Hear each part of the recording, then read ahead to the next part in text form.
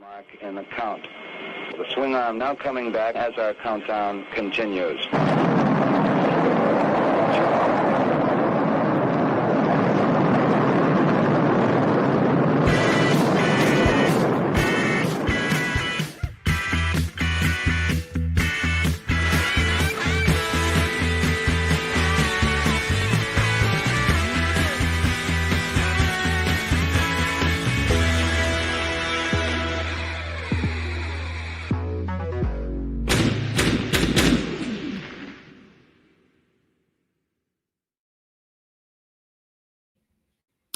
Good afternoon or good evening to you, depending on where you're at. My guest and I today, it's still kind of afternoon for two reasons. One, you're probably watching this on Sunday, 3:45, my normal sort of Brick Something News time. But we're actually coming to you through technology and magic. This is actually pre-recorded, so if you're chatting, you're wondering why I'm not saying your name. That's why. So yes, to my left, is Quaid Cundall of Corsair Creations. He is our guest and our focus today. Hey, Quaid, what's going on? Hey, Brick. What's going on? As I'm sitting here on the edge of my seat and I'm going to talk about my toy line that I'm jumping up and down about.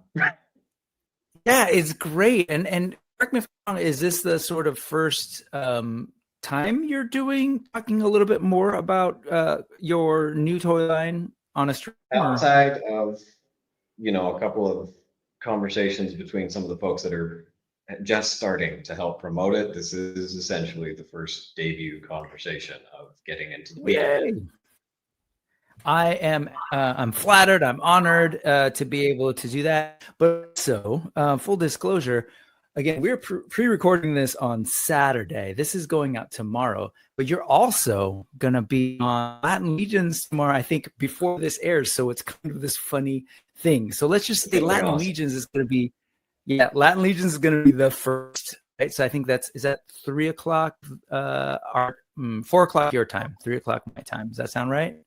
Yes, that's correct. Yes. Okay. Put that in your address book. Make sure you're on there early because those Latin Legions boys, they start on time. But yeah, so Sunday, August 24th will be a big day for you because there's going to be 2 streams talking about your toy line, and more folks are going to get some details directly from the creator's mouth. Just in general, man, how does that feel? Yeah, we're ridiculously excited for people to find out more and more details about it. And there's tons to share. And I have a great captain here to sail us forward with all those questions. Hey, all pirate tropes. Those are going to come up. Inevitably. By the way, so yes, I'm a big Brick Something originally comes from my days doing what we call AFOL, or adult fan of Lego work on social media or whatever. I love the Lego stuff. And so this is an early Brick Something creation. So I would create custom figs, do designs, and then I do t-shirts. And this is one of them that was because I love pirates in all shapes and sizes. And I love pirate toys. I love pirate pop cultural stuff. I'm a history teacher, and I love pirate history and the role of piracy in the development of the world, really. So to see you, what was it, just like a week and a half ago or so, kind of publicly share some of your photos? Is that right? When was that exactly? I think it was almost exactly. Do you remember now? Oh, right. Okay. So then about a week ago, and then the next day, my guest on the Brick Something News was Cullen and Torpritz, and it was perfect timing because I know you all have been talking. Can you share a little bit more about how you and Cullen kind of started thinking about this line, and how you found him to be a? It's funny. The inception of my relationship with Cullen is almost. I joined the Cabal in February and was putting out some feelers for just curiosity surrounding the line, and I get this little blurb of an answer from a question I've posed, and it's from Cornboy, long before I knew who he was. And I didn't take it to mean anything. It was just another comment. And Colin DMs me like 20 minutes later and goes, "Hey, do you know who this is? This is blah, blah, blah, blah." And I go, "Oh, cool." Moves on.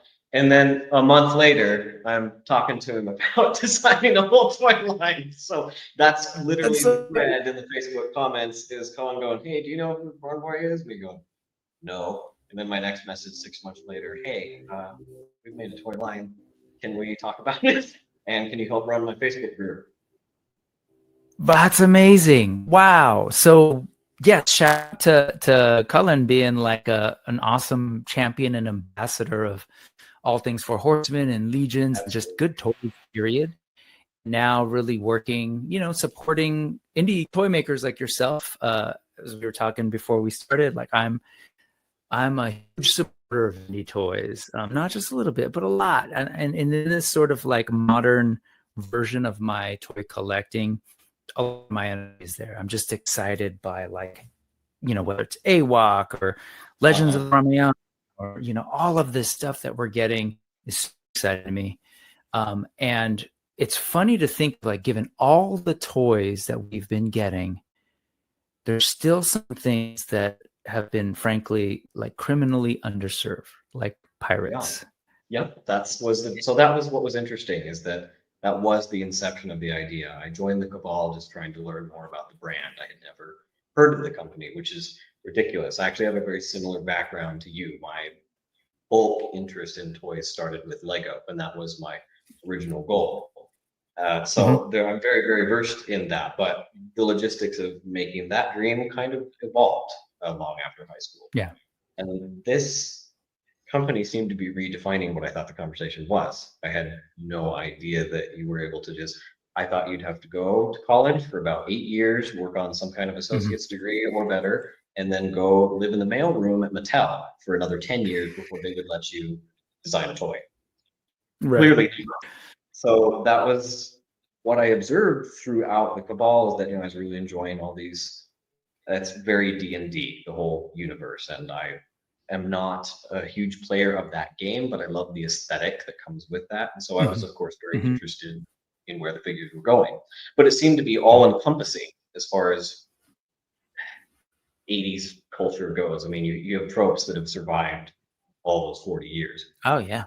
No pirates anywhere. And I thought that seemed like a really obvious dive that they would at least dip into. Once I'm sitting there holding the Jacob Marley figure that my wife got me for Christmas. And that was my very first one, aside from the Santa Claus, she got that as well. And I'm sitting there looking at it and just appreciating the artistry that it is on its own. It's already tugging on the heartstrings of something that I care about very, very deeply. He looks like a pirate.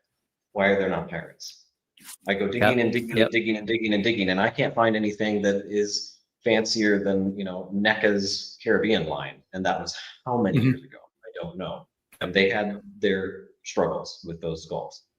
There hasn't been anything significant since. And lo and behold, I turn around, I jump on the Cabal, and there's like 6 or 7 people in the course of the week that I've joined saying, we would still love some pirates. When are we going to get some pirates? There's customs of pirates going on. I have a buddy that I'm just now getting to know named Robert. He does some fantastic head sculpts, and some of them are pirate captain themed. I've been winking at him for months. He has no idea what's going on. Probably thinks I'm a weirdo, but the need was there. And that's what I saw very quickly, and that's marketing 101. If you have people that are asking for something and that need is not being met, probably should jump in on that market. Yeah. So I say this is something that I would love to see, and frankly, I'm not sure I actually want to wait until the company decides that it's worth it for them. I really want to try to make it worth it for me. I did not think that the email that I was going to get back from them a week later was going to be as upfront, as transparent, as realistic with me as possible that it would be to get it off the ground myself. It's such a basic stage, and they were all for it. So, okay, there were a couple of things that hit on there that are kind of mind-blowing. So it sounds like, it's not like you're relatively new to the world of Legions, Four Horsemen. What are they calling it now? The Legion system of something along those lines. So not, relatively, right? Relatively new. Not even a To the year. point where a year, yeah. And then to a point where someone like Cullen has to be like, hey, just heads up, I want you to know the person who commented on your post. Right. Kind of a big Introducing deal. me to the president of Figura Obscura, and I'm like, cool, whatever.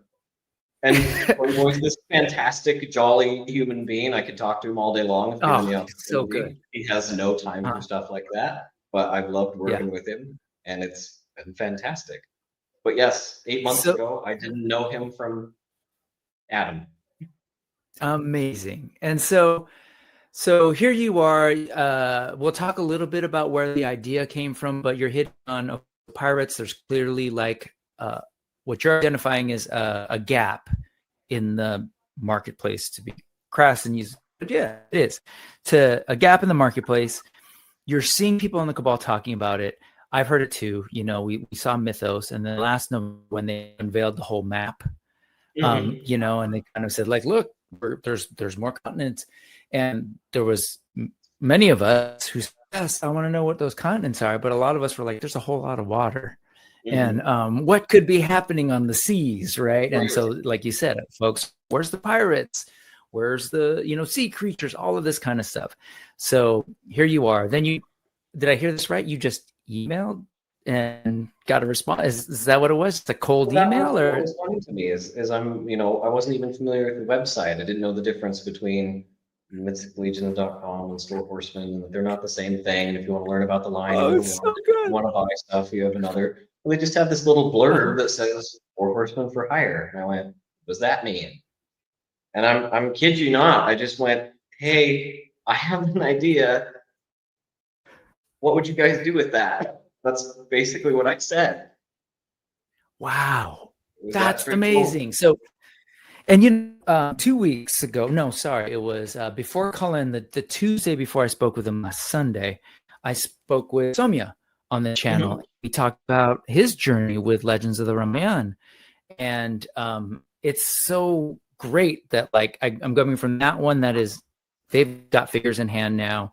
They successfully funded their Kickstarter for Wave 2. They're working with the Horsemen. And that whole conversation with him about that was an excellent conversation. Now here we are. It's like, hey guys, it doesn't just happen, once. They're again, before that, I remember, the Armies of Ashmore guys, Ideas from Mars.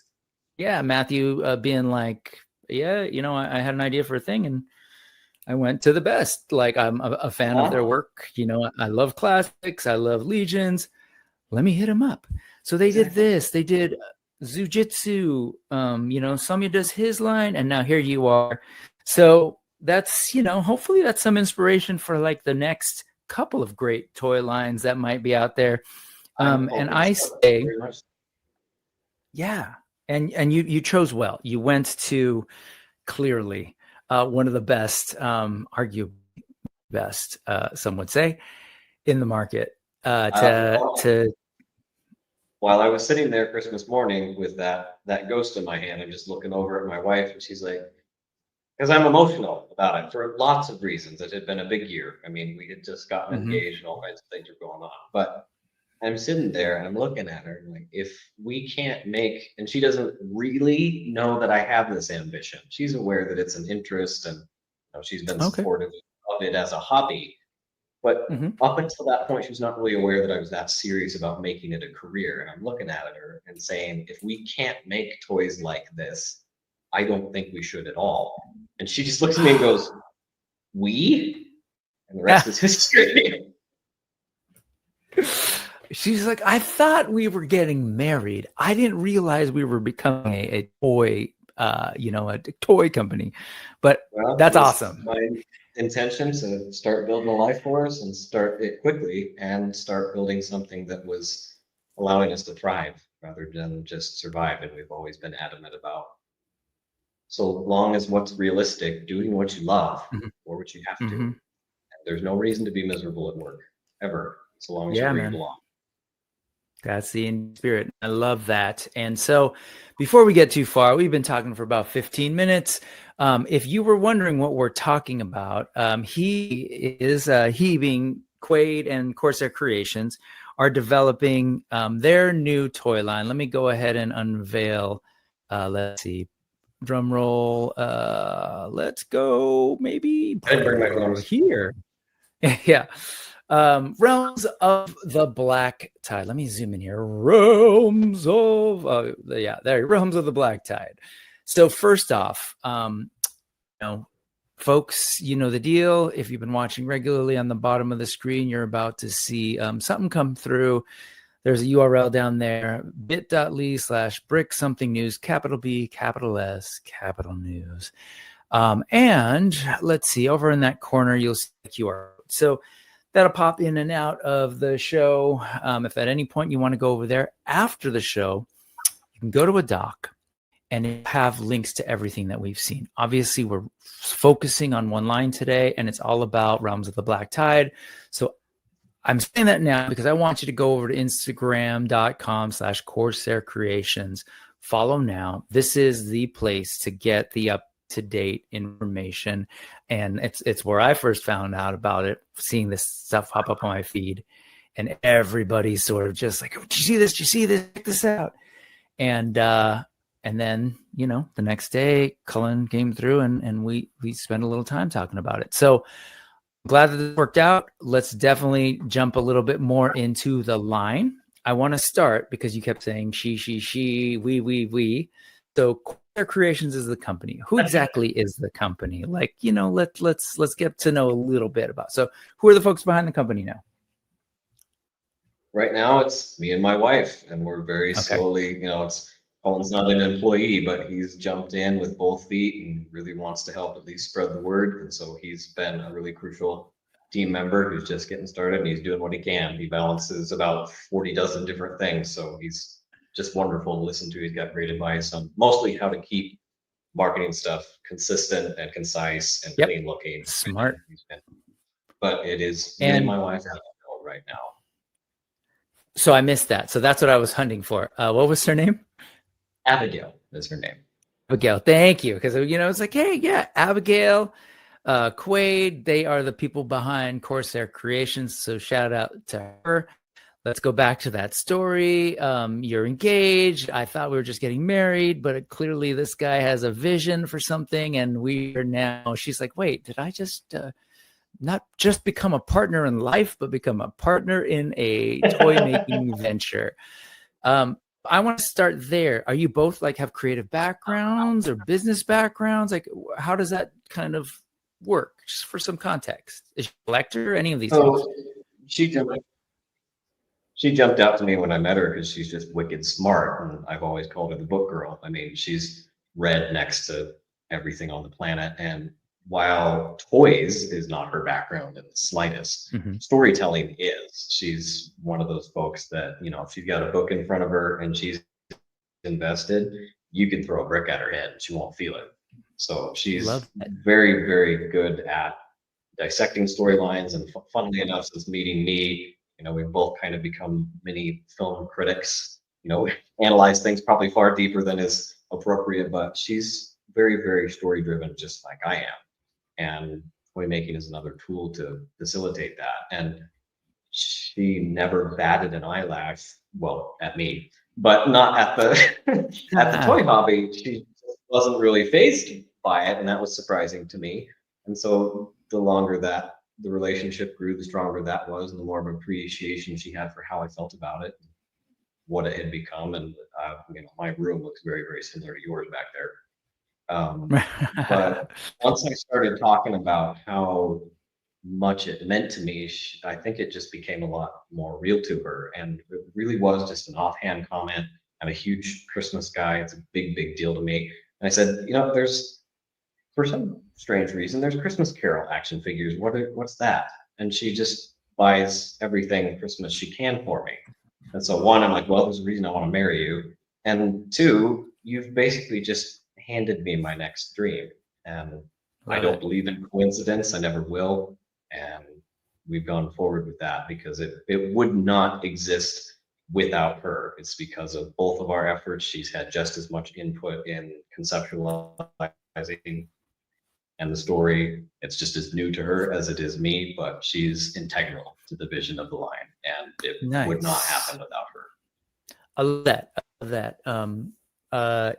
In general, it's always great to have thought partners around a thing. Before we started, we were kind of, we were talking about that. You're like, oh, it's always good to have other folks to bounce ideas off of. And now, like, again, last Saturday, you kind of came out a little more public with Realms of the Black Tide.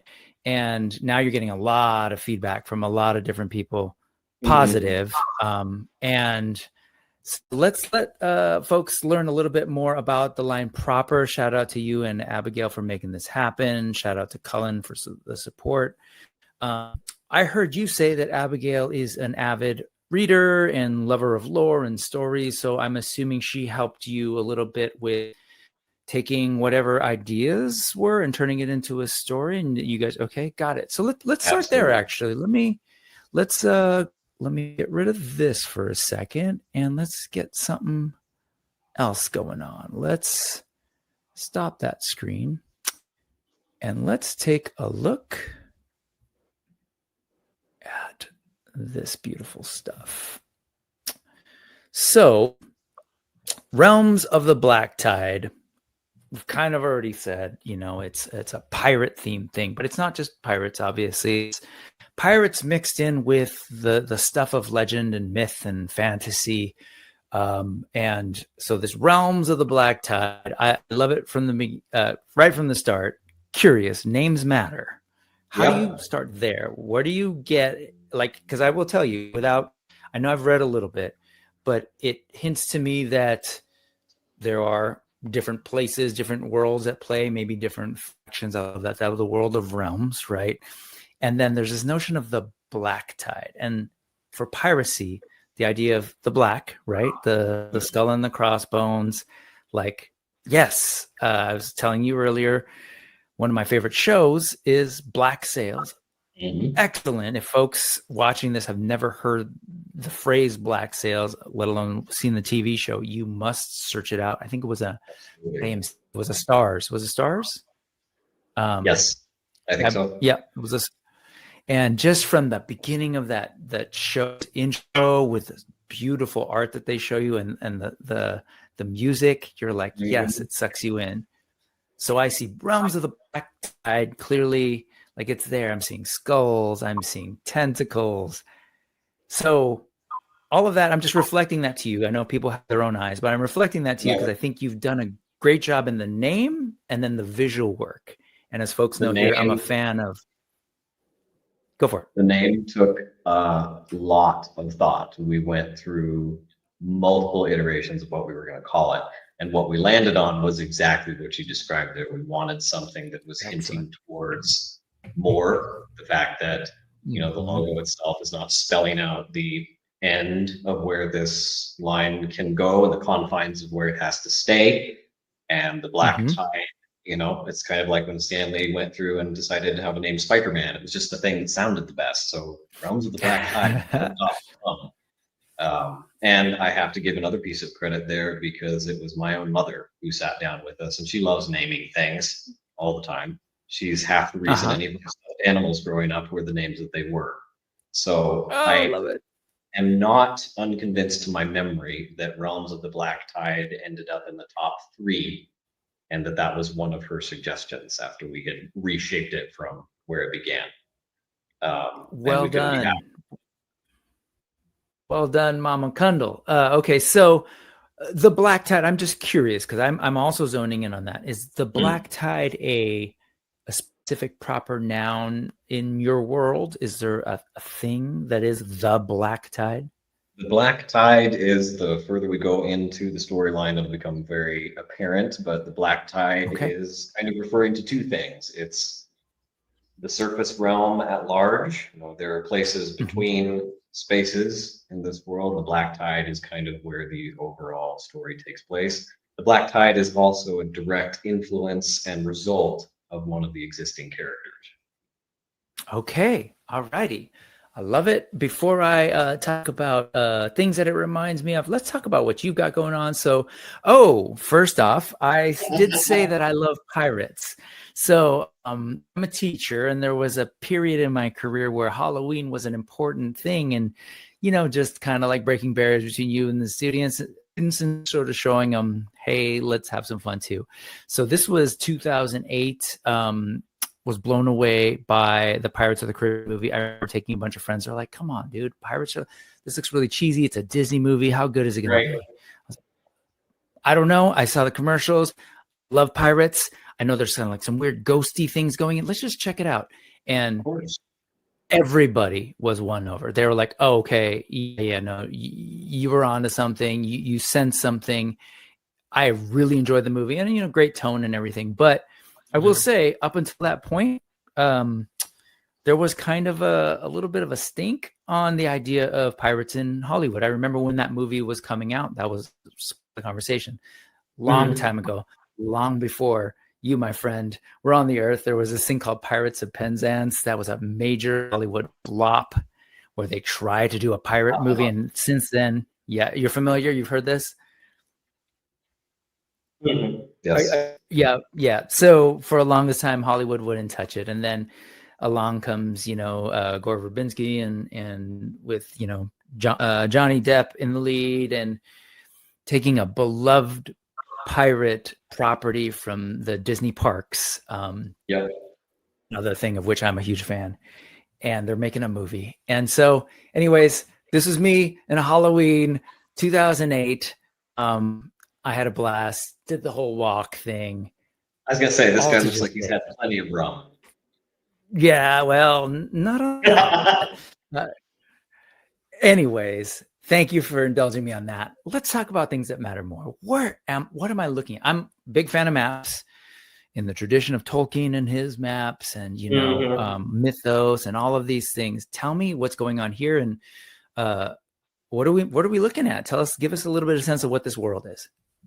What you're looking at right here is what the Tide Realm Isles is as a world in its own, so far as what the people that reside in it know of it to be. So kind of similar to some other maps we've seen recently, this is one piece of a vast scope of what's going on. This is all also hand done by me. Hand done by you. Love it. Okay. So what you're looking at is you've kind of got three separate little continent island things that are going on that are each centralized around the three main factions we've introduced into this line. So you've got the island of Corsair over here in the corner, which is kind of the main centralized location for human characters. We have the Shellhaven Isles over there, which is where a lot of our sea creature characters originate. And we have Osius Island, which is where our skeletons originate. And then all around that is various surrounding little islands that have all kinds of different key story elements. They're places in the storyline that take place. The Dreadtide Reef right there is a humongous player in the story, as well as the Isle of the Black Regants there. And in the center, you have the Maw of the Abyss, which is essentially the centralized theme that is revolving around the Black Tide. That is our end game. Okay. So the Maw of the Abyss, oops, get rid of that, is the end game. And you've kind of pointed out the three main areas, I guess. And so jumping ahead a little bit, I know what you've shown and what you may be having on offer soon enough in the eventual Kickstarter. 3 characters, each with a very clearly different look. Is it right to, I don't know, forgive me if I'm jumping too far ahead, but that maybe they are hailing from these 3 sort of key called out areas? Absolutely. Some of the layers to their origins are a little bit more complex than, this guy's from that island, that guy's from that island. But that is the gist of what's going on. And all the in-between islands have different implications towards extra characters that we haven't revealed yet. Carnage K right there is a big location. Later on, the Marrow Crypt Citadel is another big one. The Breathless Shores have some major implications towards our human characters. That's right there. You can actually see way down in there, the only place on that map where there is a little X that marks the spot. That's making it very clear that location is significant. Okay. Love it. Forgotten Grave. These, I love your naming. The names clearly have like, they just allude to things or references. So even like when you're saying like, obviously the Breathless Shores, I'm just like, oh, that is breathless. Like it just conjures up some awesome images. Talk to me about this. I couldn't help but like being the nerd that I am. The Hippocampus Island. Right. I'm so curious. What can you say? So Hippocampus Island is interesting because making of the map, was essentially an accident. You know, I had an initial piece of concept art that I had to break up into pieces in order to make it look like the continents that I wanted. And that was just this little piece that was left over. I went, I'm not quite sure what to do with this island. And my wife goes, the one that looks like a seahorse head? And I went, leaving that there and turning that into something significant. So Hippocampus came from, again, the same conversation of figuring out clever names. And obviously it is spelled a little bit differently, but essentially that is a location where this realm is also not devoid of the influence of magic. And it's where a lot of those characters originate. Okay. We've got pirates, we've got skulls, we've got what else? We've got, you mentioned humans, and magic is in play. Of course it is. That's the beauty of fantasy. Man, this is great. Well done on the map.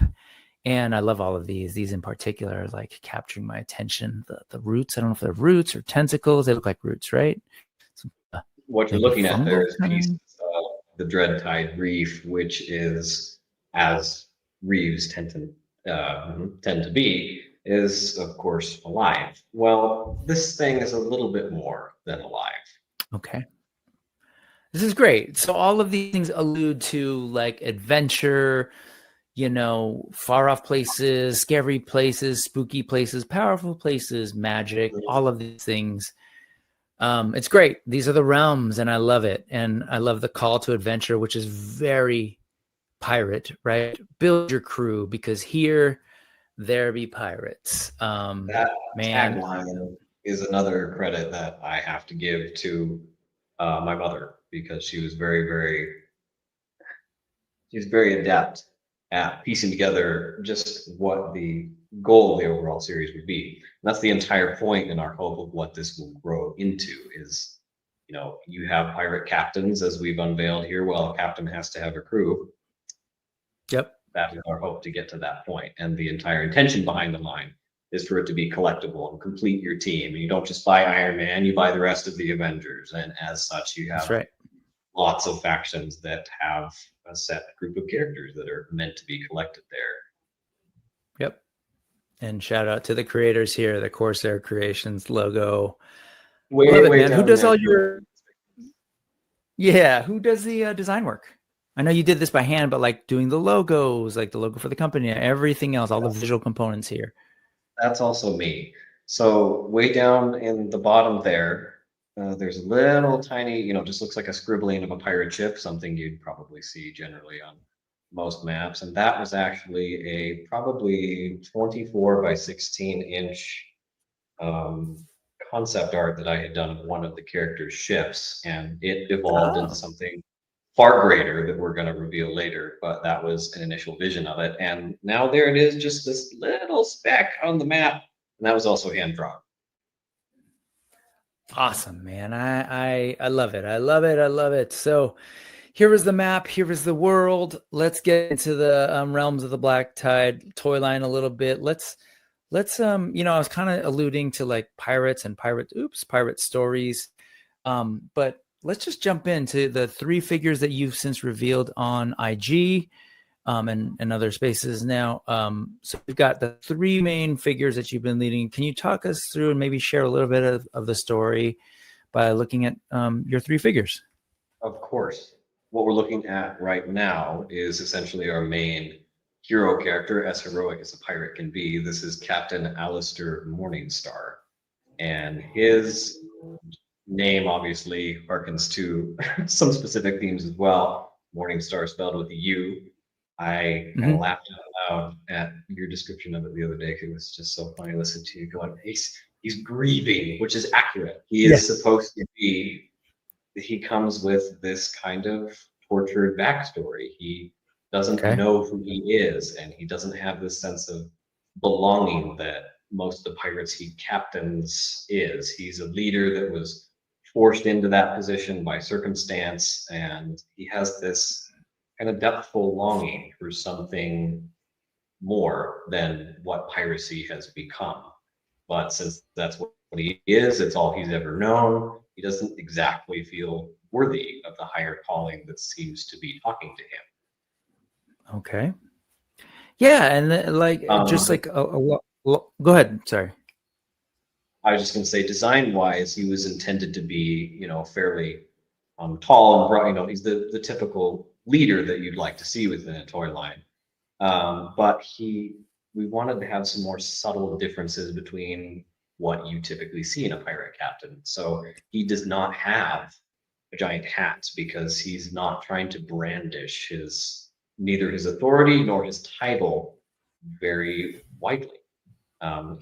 He has some crewmates that have a little bit more flamboyancy to their appearance, at least in theory, than he does. He's supposed to be rather subtle.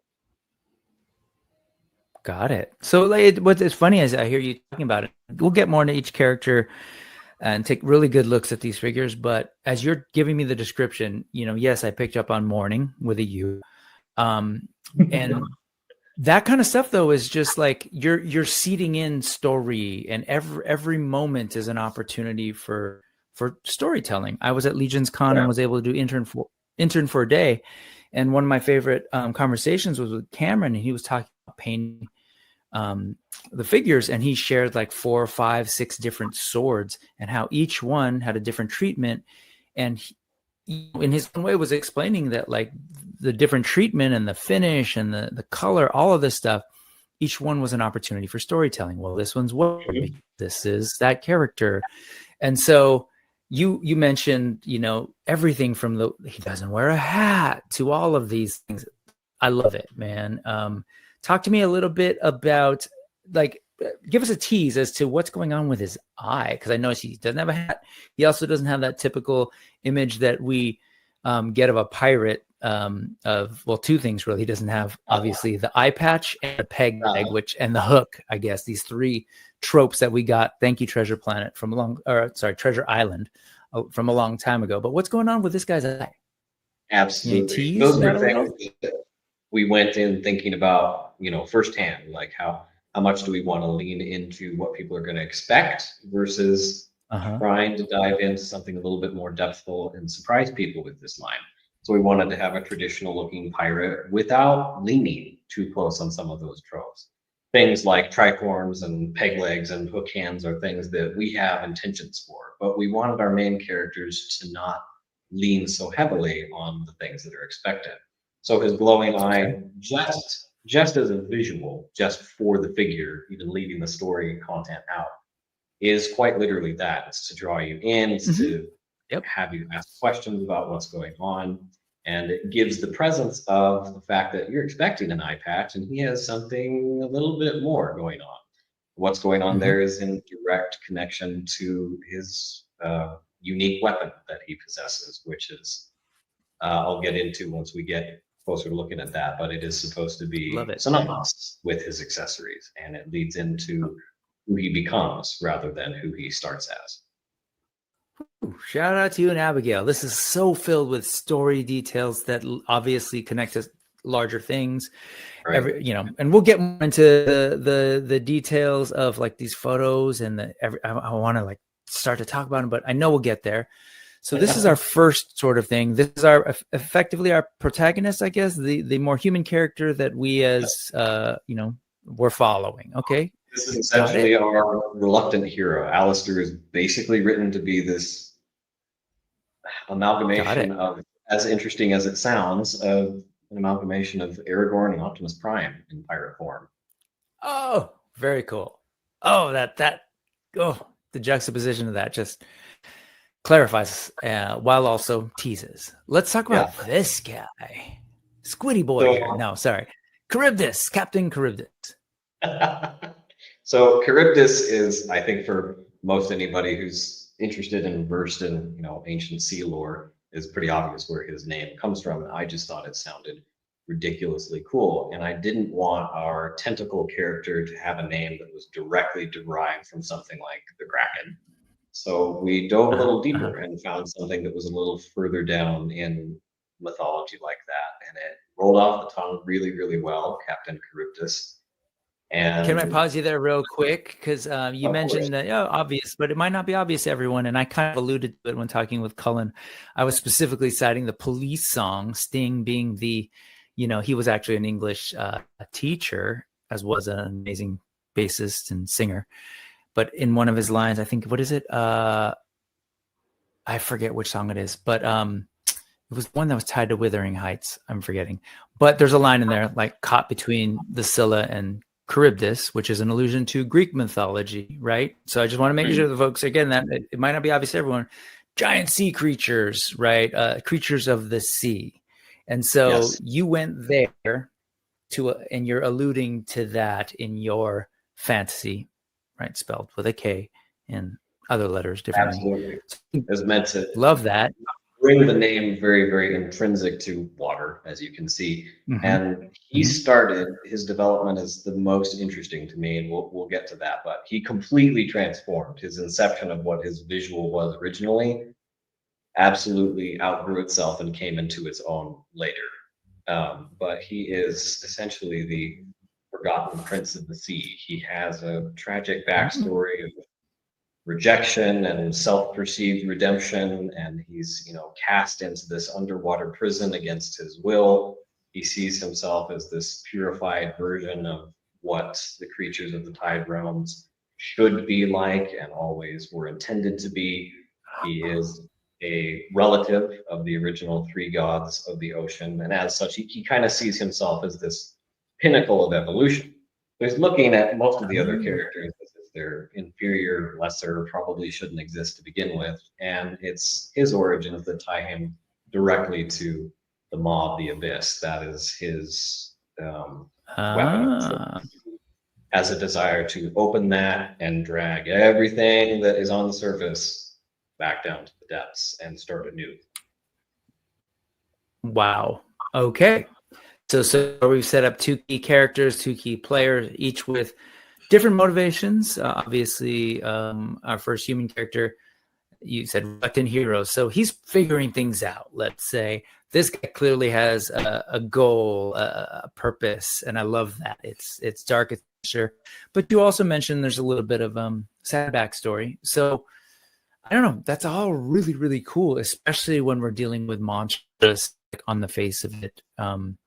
These are characters that many humans can't relate to. I will say, me growing up, there's a reason I love creatures. Like a lot of my figures aren't human, and I kind of like, you can take your blonde-haired barbarian, give me that Nelson guy. That was me. Exactly. So I look at this, and the fact that you're sort of humanizing him, for the lack of a better phrase, with backstory, I think that's all cool. I heard you just say he sees himself as the descendant of the three gods of the sea.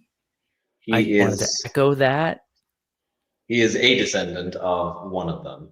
And that's something that we're going to be able to dive into a little bit deeper as story content proceeds to come out, because he's probably the most complex character here. He has the most amount of depth. He has the longest backstory. He's the oldest character present. And he possesses some inclinations towards, we'll say, the other side of the Tide Realm Isles that have implications far beyond the story as it is now. Okay. So let's go ahead and move along to the third figure that is going to be in this essentially first wave of many waves to come. Ooh, wave. That's a fun pun. Unintended. Pun intended. This guy. Who is this guy? This is Captain Algol Deathmoid, and Deathmoid's name is, it's like trying to pick a favorite child. You know, I can't pick a favorite of any of these guys, but his name was particularly fun to come up with as the inception of most of our character names. You'll see that even in some products that have yet to even come to fruition. People have names that are originated in constellations and stars, which pirates tend to look to get their bearings. And Algol happens to be a star, and Deathmoid was really, really obvious to me. You know, you go through and we look through the human anatomy, and you have the ethmoid bone. And I went, there's a name right there. And it didn't take any work at all. Deathmoid's interesting, though, because his origins are very, very unique.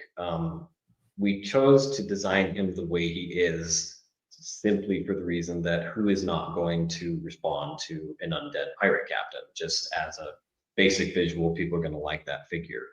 However, this character as a creature has different origins than an undead pirate captain. He is neither living nor dead. He was no one before he was what he is, and he has always been what he is. He is a direct result of the absence of the gods of the Black Tide. They had this crescendo battle where all three of them disappeared, and as such, in the void of their absence emerges this being of balance, as it would be. And he's this personification of death, obviously incarnate. There's nothing left to keep the tide realms in check, and as such, he emerges out of the ether as this being that sees all of this chaos that the gods have left in their wake, and decides that rather than reshape it like Karibdus seems to want to, it'd be easier just to remove it all.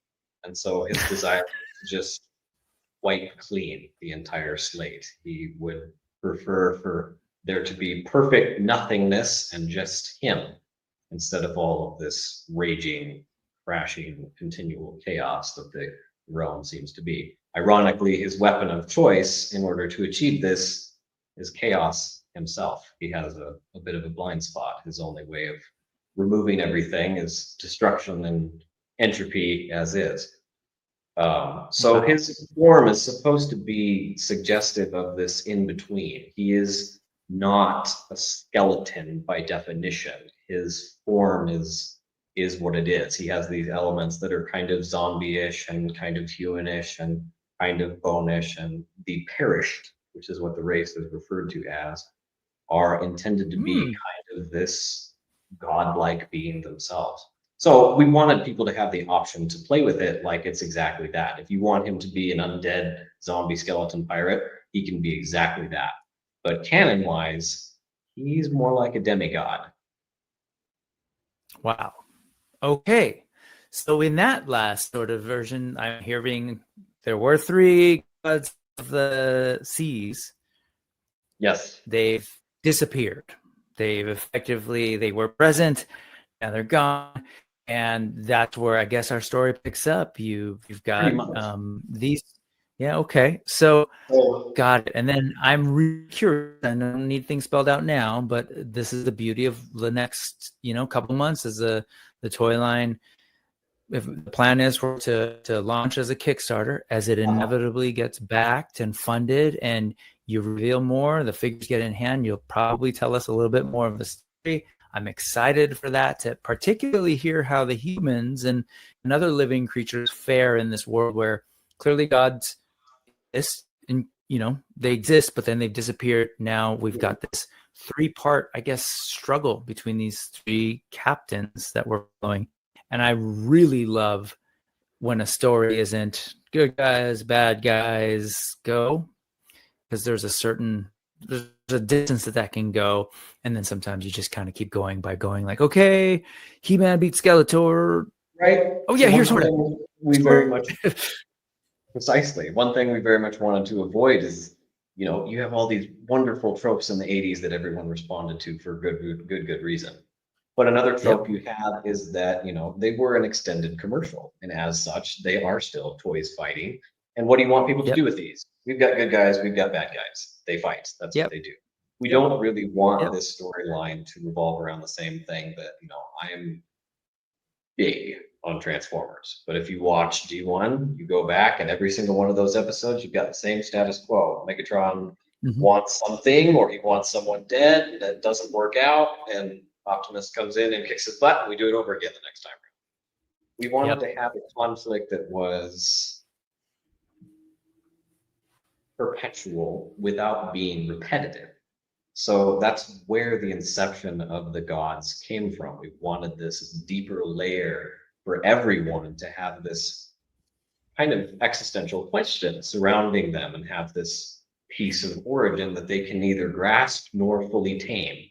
And so each god represents a different part of that internal struggle that all of our characters are dealing with in a different way, as is the three gods specifically. Not only have those been heavily conceptualized and ideally would be figures at some point, those have yet to be revealed, but they are the reason that everything has come into existence. It's their strife amongst themselves that has brought the Tide Realm Isles to be what it is. So each of these races is kind of a deviant from each of those three gods, and as such, that's what shaped the whole world into what it is. So their absence has these huge implications of where everyone stands, where they're supposed to go, where they feel they were, and how they all intertwine. So everybody's got a very different perspective of what reality is. And Alistair in particular can't decide what he wants his reality to be. And it's a good juxtaposition between the two villains who know absolutely where they're headed, and Alistair, who is like water, a little bit more pliable, and as such can adapt to this rising tide. Oof, I'm hearing Bruce Lee in my head. Be like water. So to go back to the big picture world, you've done such a great job of like crafting this world. I know it must be hard to you've got all these story ideas and you want to share it all. We know first things first, we're going to start off with this wave one, but I love that you've already said, we haven't yet revealed the three gods that are in play. What could figure look like? And then you've sort of alluded to earlier along the way, as you were talking about those three characters, each has a crew.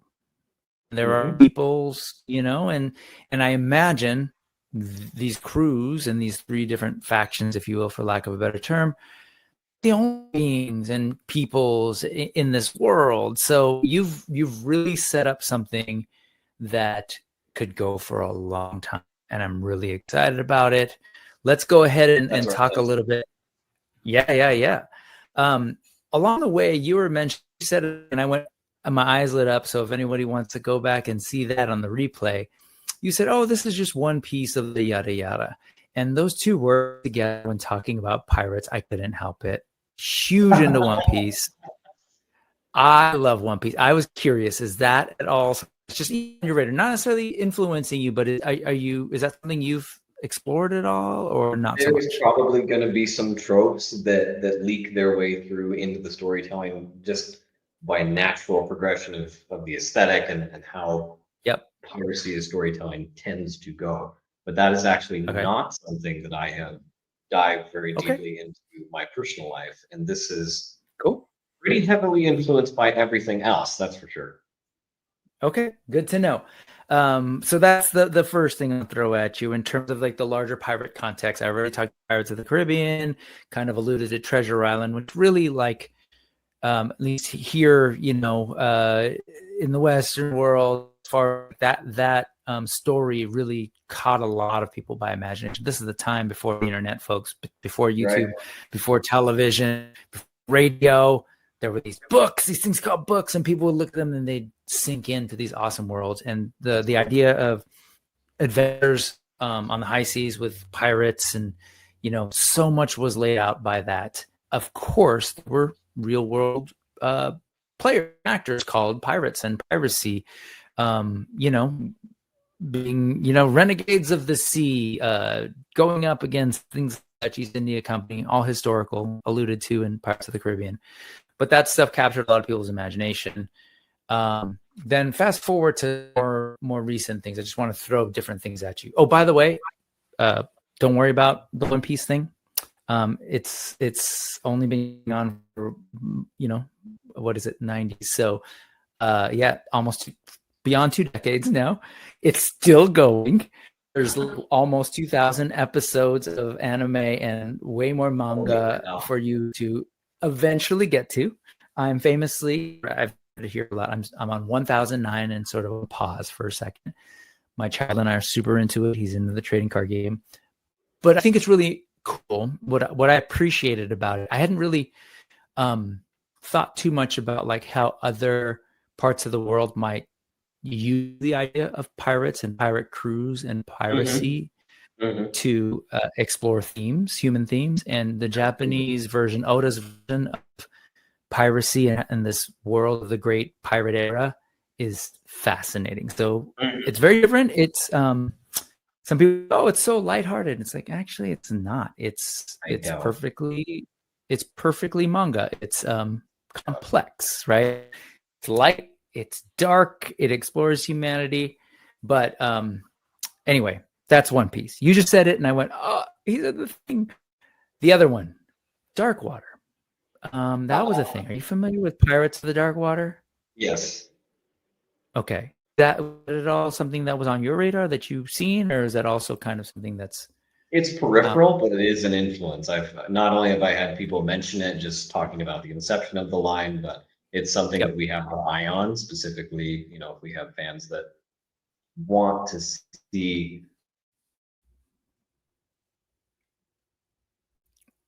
Oh, I think the internet.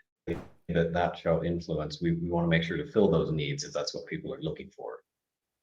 Yeah, and you know, you're sorry, it's fine. You're back. You're good. But with the idea of just throwing this out there, you know, as you develop a line, I know AWOC did it with Tanger, and Horsemen have done it with, you know, all sorts of characters as tributes to other. Yes. Just, you know, you've got great places to play with, even if you don't follow One Piece. A lot of people do, and they might be intrigued if there were ever any trips to that, or the Pirates of Darkwater, which is another property that people just, Pirates of Darkwater is just not something that we don't get a whole lot of. So throwing that out there.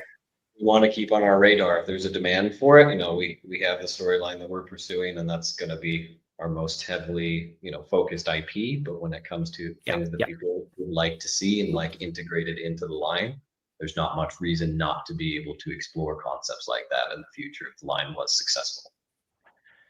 Cool. Just I know I'm not the only one thinking about it, but okay, moving on. Let's talk about like where does the idea come from? Was this a story that you've had a long time ago? And what we're seeing here, folks, is Quaid is sharing my favorite kind of stuff, the behind the scenes like process. I've said it here before. I was saying it to Quaid earlier. I'm a person who bought DVDs, yes, kind of for the movie, but really for the extras. Right? I judged a purchase based on, am I getting commentary? Am I getting behind the scenes documentaries? Same here. So seeing this, oh my God, I was just like, yes. These haven't hit Instagram either. So thank you for sharing that here. How long have you had this idea for? It's really interesting because it's something that just basically, there's not a better way to word it other than it erupted out of me overnight. So the only inception, you know, I could give before, you know, close to half a year ago is, like I said, I was in the film industry for my own film industry for a little while, you know, so I've been telling stories for a long, long time. And I got done making what was another dream project at the end of, you know, my high school years, which was completely different than anything like this. I came out of it thinking, wow, what the heck would I do if I ever did that again? And for some reason, one of the first properties that occurred to me then, like it did now, was pirates. I imagine it was probably 2020, 2021, where I was thinking about it. It had been, you know, what, a 4 or 5 year gap since we'd had the last Pirates of the Caribbean. And I thought it was strange that that genre is only seemingly pursued by this one company, and didn't make sense to me that, so Disney's the only people that gets to tell pirate stories. Well, that can't possibly be true. So I just thought it was interesting that no one else had ever pursued something to the scale that that was, and all world building that came with it. Obviously, there's a massive difference between Black Sails and Johnny Depp. I mean, they just have two completely different implications. So I just always thought it would be really, really, really cool to pursue a completely new fantasy pirate theme that doesn't force you to have to work with, you know, it can't always be Jack Sparrow. There are more pirates than that. There's got to be more ideas than that. So just peripherally in my head back then, I was like, if I was ever able to make real movies, it would be my own series of pirate things. And that's as far as that went. Well, you flash forward to this, and this has pretty much brought the culmination of what that idea could have become if I had thought about it even harder than that. This is something that visually and aesthetically we have really strong, not only feelings about as far as what should be maintained, but it reminds me of some of the video games produced by Horsemen Studios.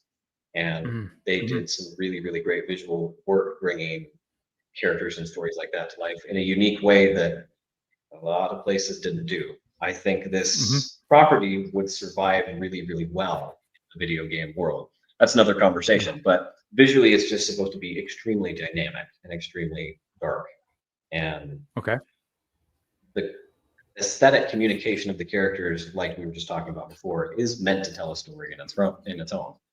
But what we're looking at here, this little drawing of our three captains here, was just me sitting on my bed one evening, probably in late January, looking at all of this stuff I was seeing Four Horsemen do and pondering to myself, this is before I'd emailed them, this is before I'd figured out I could email them, what I would do if I was gonna sit down and attack this with a vengeance. And I did, and it just kept coming out. The story was out long before the kind of inception of the product goes, and the product has evolved immensely since this one little drawing. This is a lot closer to something that you would see from Mythic Legions, and they're going to function much differently than that. But this, as you can tell, it's on notebook paper. It probably took, an hour, and it was my effort to try to economize what it would take to get our three main characters out of one sculpt. And we succeeded in doing that. That sculpt is radically different in, additions from each character, and paint jobs are completely different.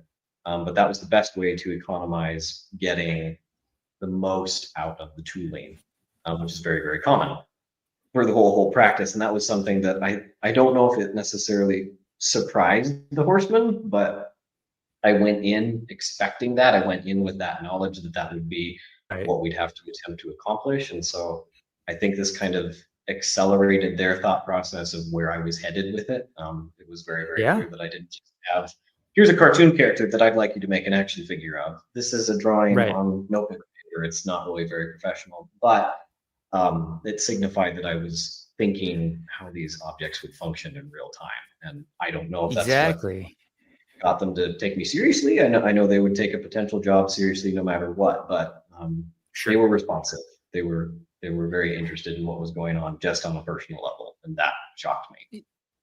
Yeah, regardless of the sort of like, I guess, crudity, that's not an insult, just like, but the crudity of the presentation in terms of like, the wide ruled notebook paper, but it's like it's the content. It's okay. I'm, as you say, like I'm thinking about what a buck that could be reused to create three separate characters. Right.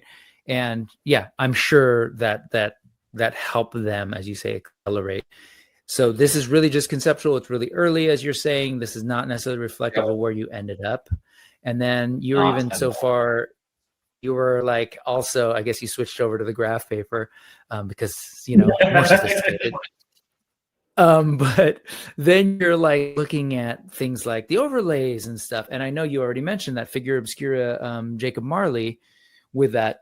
Wait, am I getting that right? It's been a while. Yeah, the coat, right? There was a coat. Yes. And then later also in Frankenstein's Creature, but I'm assuming that, these are influences like, oh, okay, yeah, that's something that we can do that completely changes the look on the buck. Absolutely. So what was this? Was this, okay. Was this around the same time as that other drawing? You just Of switch course, papers, yes. just go. I think this was the same evening. I have no idea why I'm using graph paper or what the influence was. There's probably what was on hand for some reason.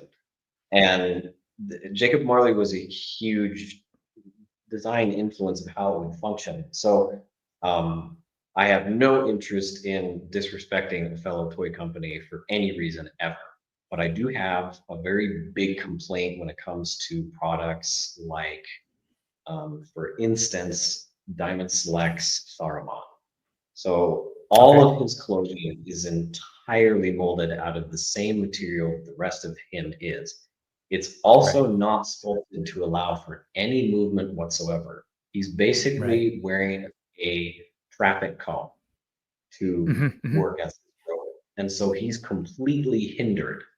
The ring race function very, very similar to that. They're very, very hard to manipulate. So handling something like Jacob Marley, where they had clearly analyzed the material they were utilizing before they produced the product, all of those things get right out of his way. They do not hinder his articulation at all. You're already functioning off of a very intuitive system when it comes to what Mythic Legions already has. But that coat was fascinating to me by how little it got in the way of that figure being what it is.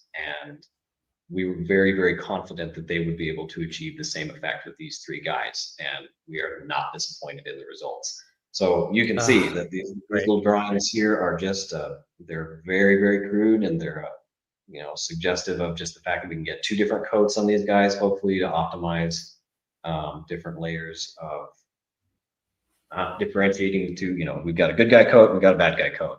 I think it's funny that there's so many things of these design elements specifically on this page that did make it into the final visual, and even right down to the fact that Alistair has two coat pockets and Deathmoid and Karibdus have one. I'm at that. I'm looking at these closures that were on Alistair's, and then I totally see those. The things that made it through the process. Very cool. And then we've got one more, a side view of Karibdus, but to show off really the buck, I think is where this is like a real early view of thinking about it. What were you thinking about as you were going through it here back in the day? This we were trying to deliberate. I think my wife had a little bit of influence on this one as well. This one was still notebook paper, but we were applying ourselves a little bit more heavily as far as the function and form over it. As you can see, Karibdus's head changed immensely, but we were trying really, really, really hard to think about how the thing would function in real time and how it would piece together. You can see a lot of that, something that changed drastically between, our product and the folks that helped us bring it together is just how some of these joints work. So these guys don't feature that or ball joint in the center like a normal Legions would. One, to differentiate the products just on a basic level, but we also decided we wanted something a little bit different as the line went on. So that waist swivel transformed, the hip joint became something a little bit more sophisticated. There's all kinds of changes that were made. That they'll be details that folks will be able to see in the Kickstarter. You can see that his gauntlets changed immensely. They're way less textured here than they became there. He was much more akin, obviously, to Davy Jones as he began. And right from the start, just from day one, emailing them, I went, we really like and can't stop thinking about where this character is headed. And we are also very aware of how similar it is to someone that we need to differentiate ourselves from. It's a lot of Horn Boy's influence that went into transforming Karibdus into something more. Very cool.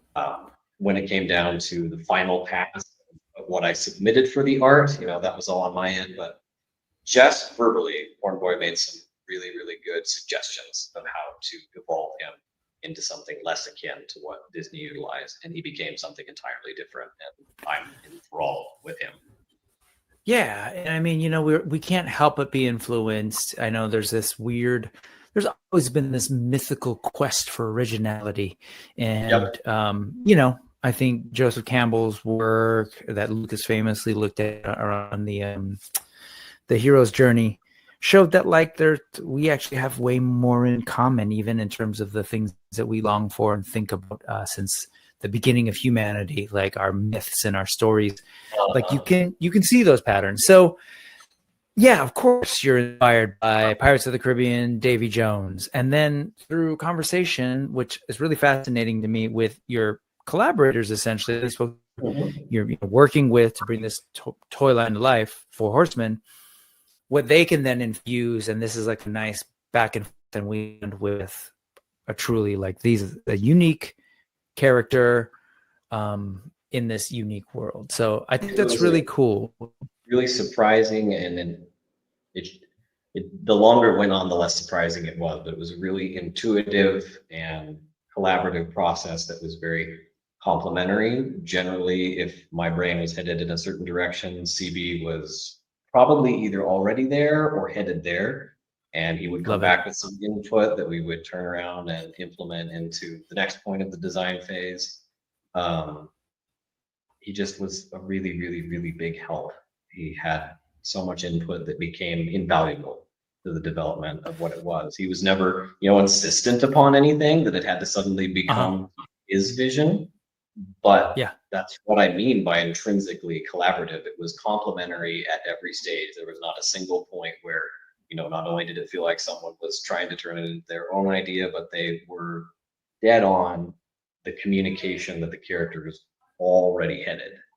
And they were very, very open to steering the ship without ever insisting that they were the captain, even though on multiple occasions I was more than okay with letting him be the captain, and he never insisted on it. I'm loving all the pirate illusions that are coming up. But it's like okay, so you've got your crew got there when you work together on this project, and I think it's obviously they're professionals. They've been working with other people's IP since the beginning of the crew, whether it was Todd McFarlane's or Mattel's or whoever was holding the rights to Masters of the Universe at any given time, Mike Young Productions, etc. But inevitably, they're practitioners of the craft. I say masters of their craft. So you went to them for a reason. Like you didn't go there and say, this is exactly what I want, make it. That would be kind of silly, right? I have an idea, help me flesh out this idea, let's work together. And it's really cool to see this. Again, thank you for showing this behind the scenes stuff. I just one quick, I spent a lot of time, and I imagine some of this is just sort of their proprietary way of working. But you mentioned Corn Boy a couple of different. Was he sort of like? How does that work? Does somebody there become the kind of like the creative lead that you work with? Is it always Corn Boy that, as far as you know, that works with Comedy Superman Project? What their what's the word? I don't know what their general way of working is with everybody. They may delineate between different members of the team, between different projects.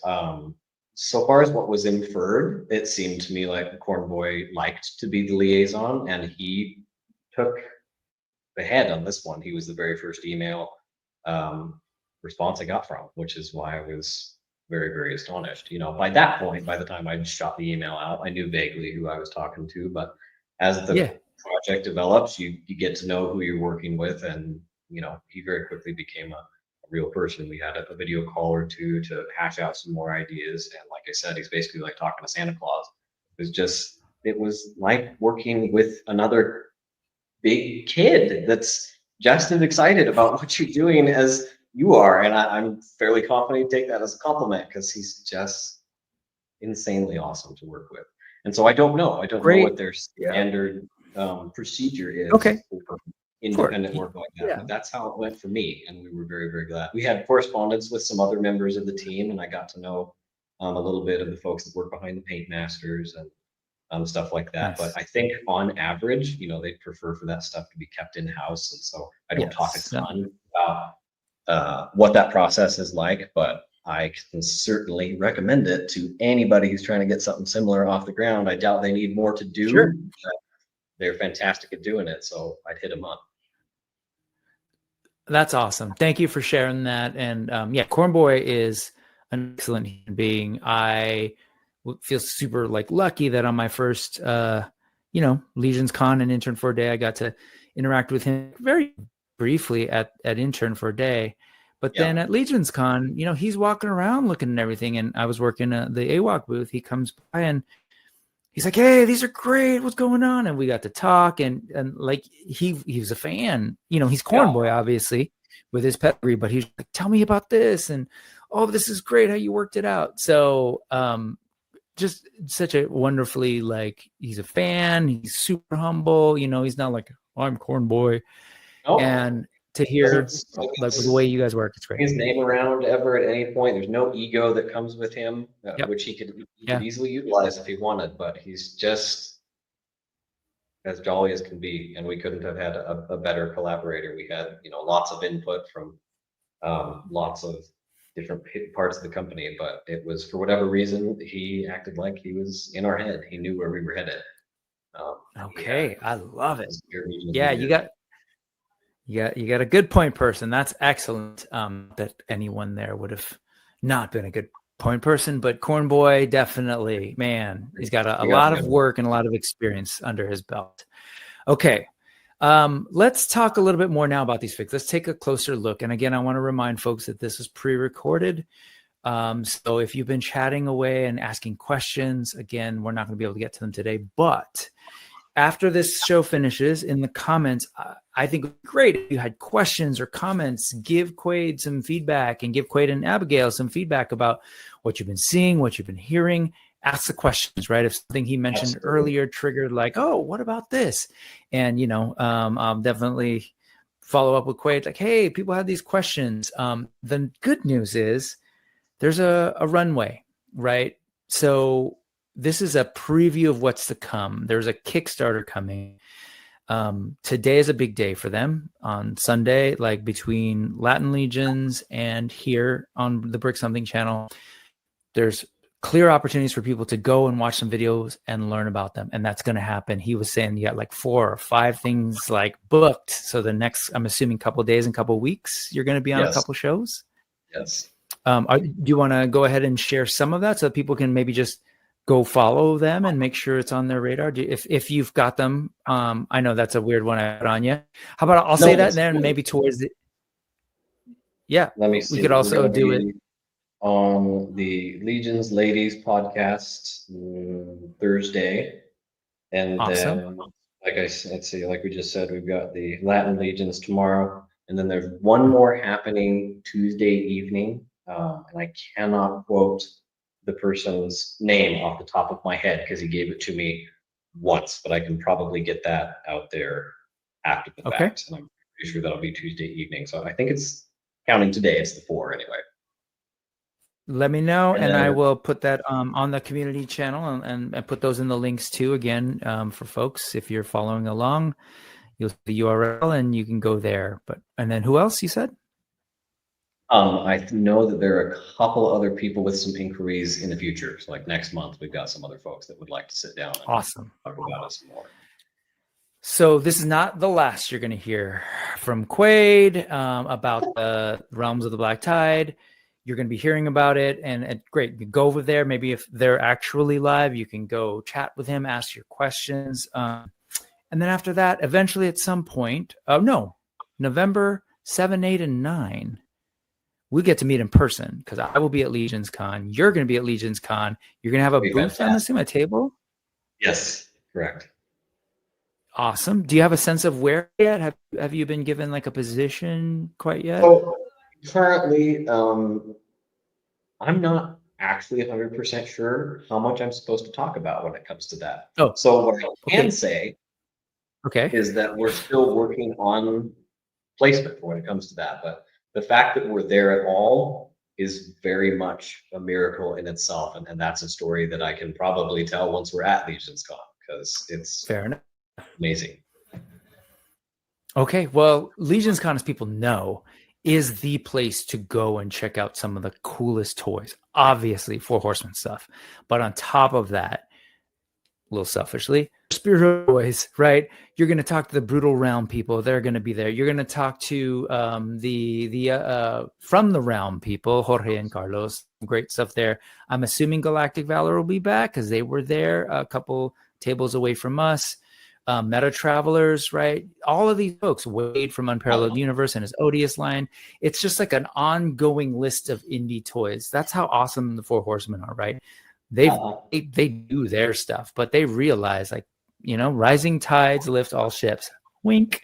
That you know, all the great indie toys are there, and they're also kind of become this weird incubator. Obviously, like hired to they work for hire, but also, you know, they bring a cachet themselves to any project that they work on, and they're essentially like incubators with some really great talent like yourself and Sonia, who we're talking.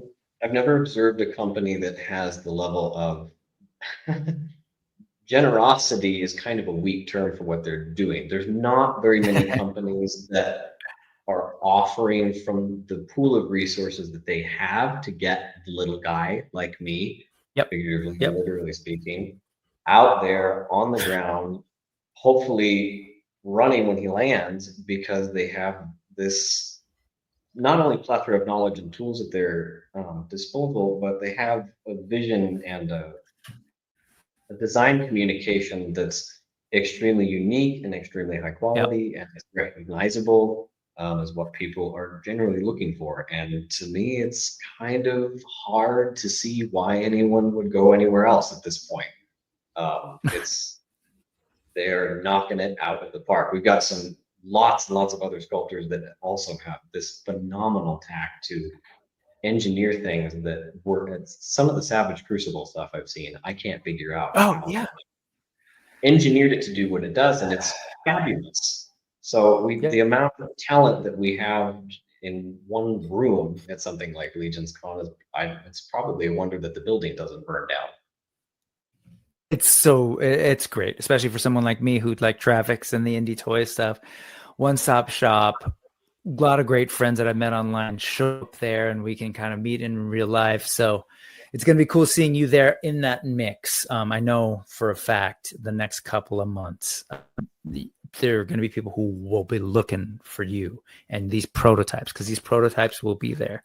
On that note, let's take a look at the figures. So let's start a little bit more. I know we kind of alluded to, and you shared a little bit of the story of Captain Alistair Morningstar, our our protagonist. Let's take a look at his journey. First, here's concept art. This was is this what you sent over initially, or what's going on here?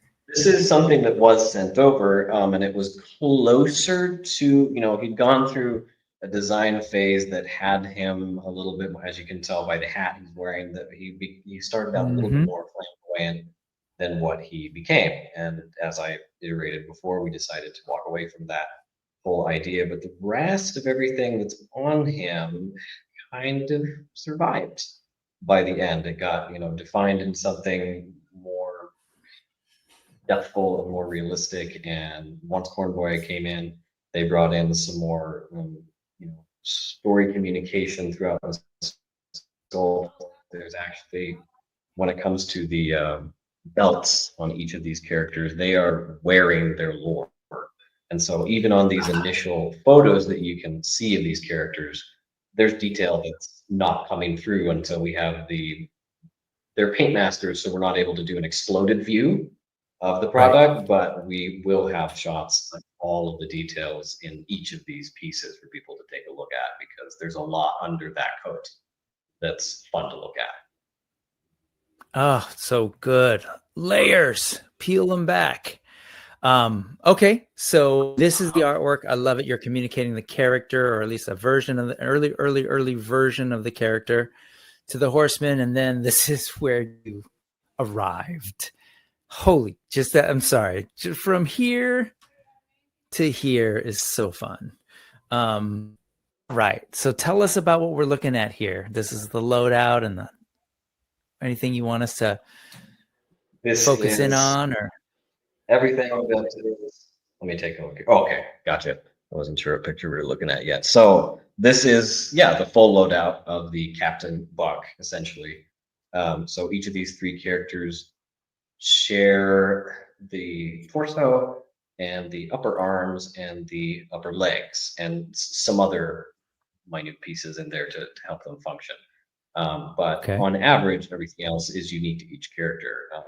And so their articulation is very, very standard for what you would expect just from not only what Horsemen already produces within their own line, but we have some things that are specifically unique to this that we want, to communicate a design philosophy specific to Realm of the Black Tide.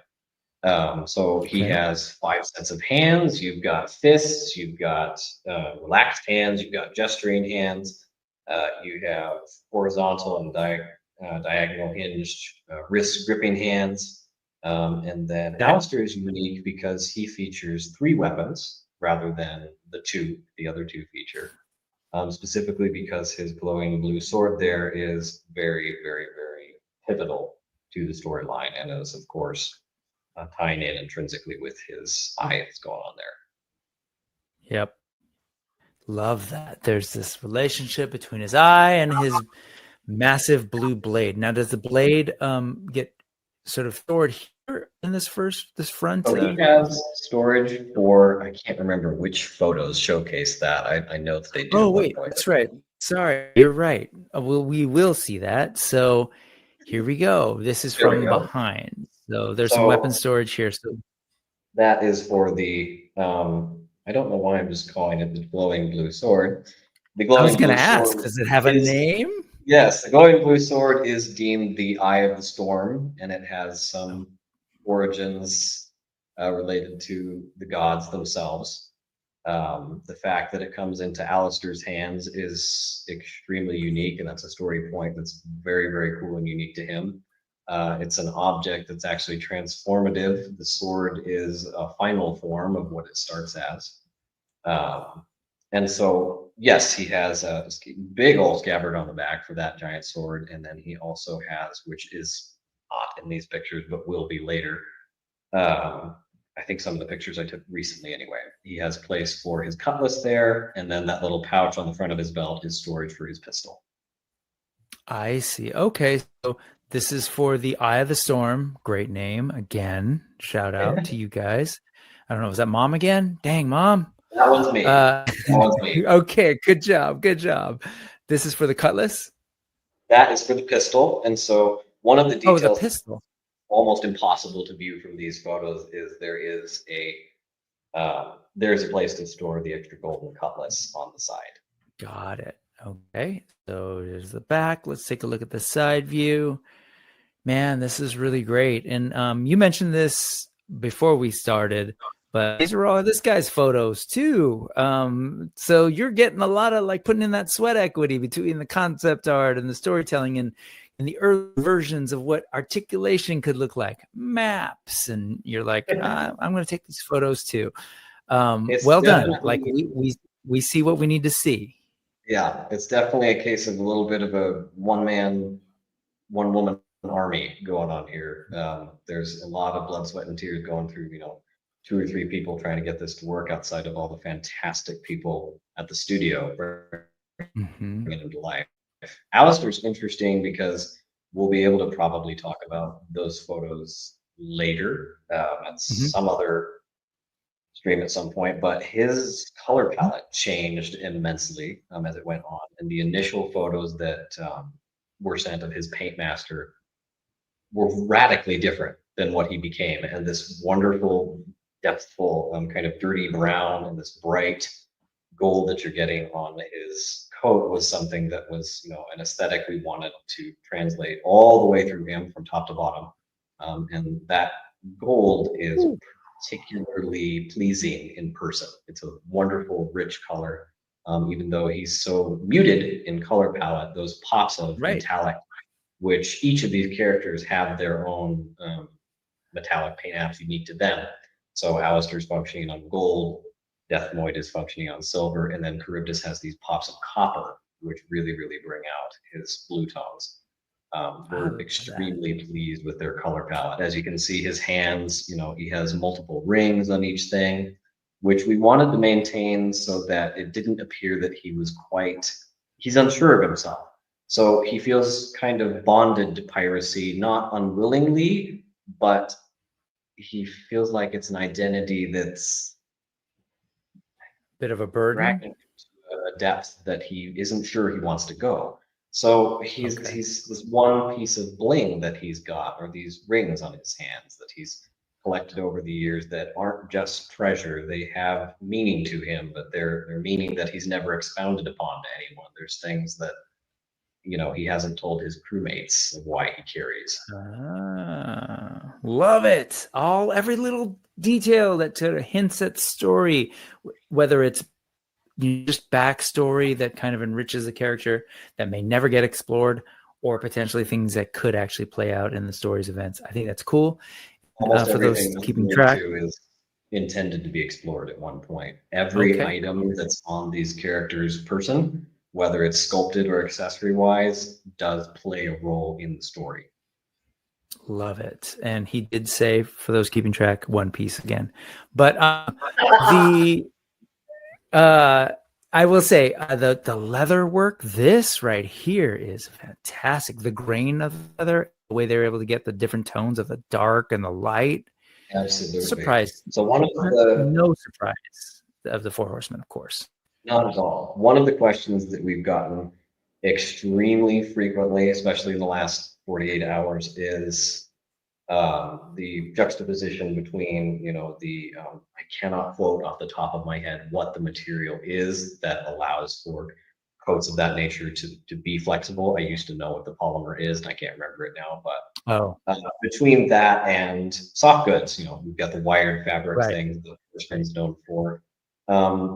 And it was something that we debated very early on. And like I mentioned before, when it came to just purely observing that Jacob Marley figure, like you mentioned, Frankenstein, and how functionally they were very adept despite what they were carrying. And we also did not want to lose the richness of the sculpt that you can see in those sleeves and within the structure of the coat itself. We wanted really, really authentic looking leather that matched all of the belts and straps that we'd have on him that we knew would be out of a slightly different material, and already give you that contrast that you're looking for with a figure with soft goods. So it just was something that became not the visual communication we were after with these characters. Characters down the line, soft goods is something we're very, very interested in. But when it came to these captains, we were first and foremost concerned about function over form, but we were very, very confident that the Horsemen could be able to give us both. And so articulation wise, we are very, very confident that these guys are going to handle really, really well in hand. You know, so I get the conversation around soft goods versus the different plastics, and it sounds like you gave it a lot of thought. My thing is, like, I love soft goods, but not for the sake of soft goods. I love good soft goods where it makes sense. And so I love that you're thinking about it that way. You named your Christian or C. Jess, who obviously is a perfect example of, him and Keithlin doing amazing work. And for me, you know, I love the Four Horsemen clearly, shill, call me a shill or whatever. But I'll also say that I will say those earlier figures before C. Jessam came on board, the soft goods were not good. And so I wasn't a fan of them, but then they came on board and just kind of like their ability to prototype those soft goods, I felt like actually matched what the Four Horsemen are able to do in terms of design, sculpt, and paint. And so it was perfect. That said, I hear you. Like, so there are some things that you wanted to achieve that this made sense.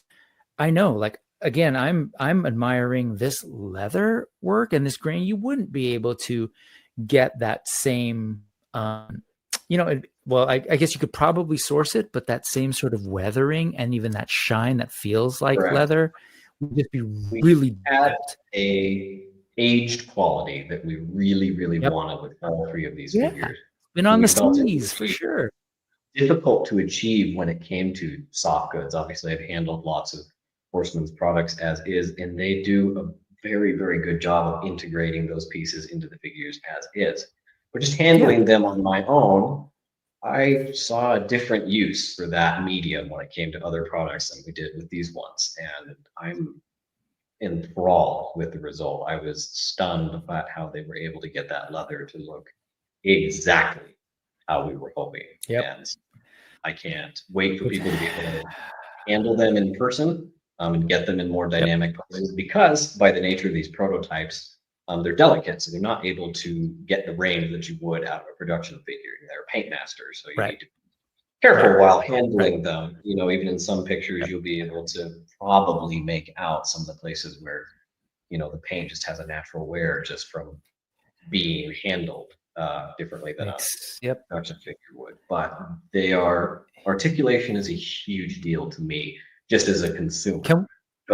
Can we talk about that then, on that note, for your figures? What are you thinking? You know, just I guess the quick version, you know, obviously you're going to be on different shows at different time, but I am kind of curious because I'm seeing like the elbow and it looks beautiful. There's a flow there. Sure, I can kind of see the cut here. I mean, I can see the cut, but it's, you know, there's a flow there. And so are we thinking, is this like a single elbow kind of stuff? Is this something?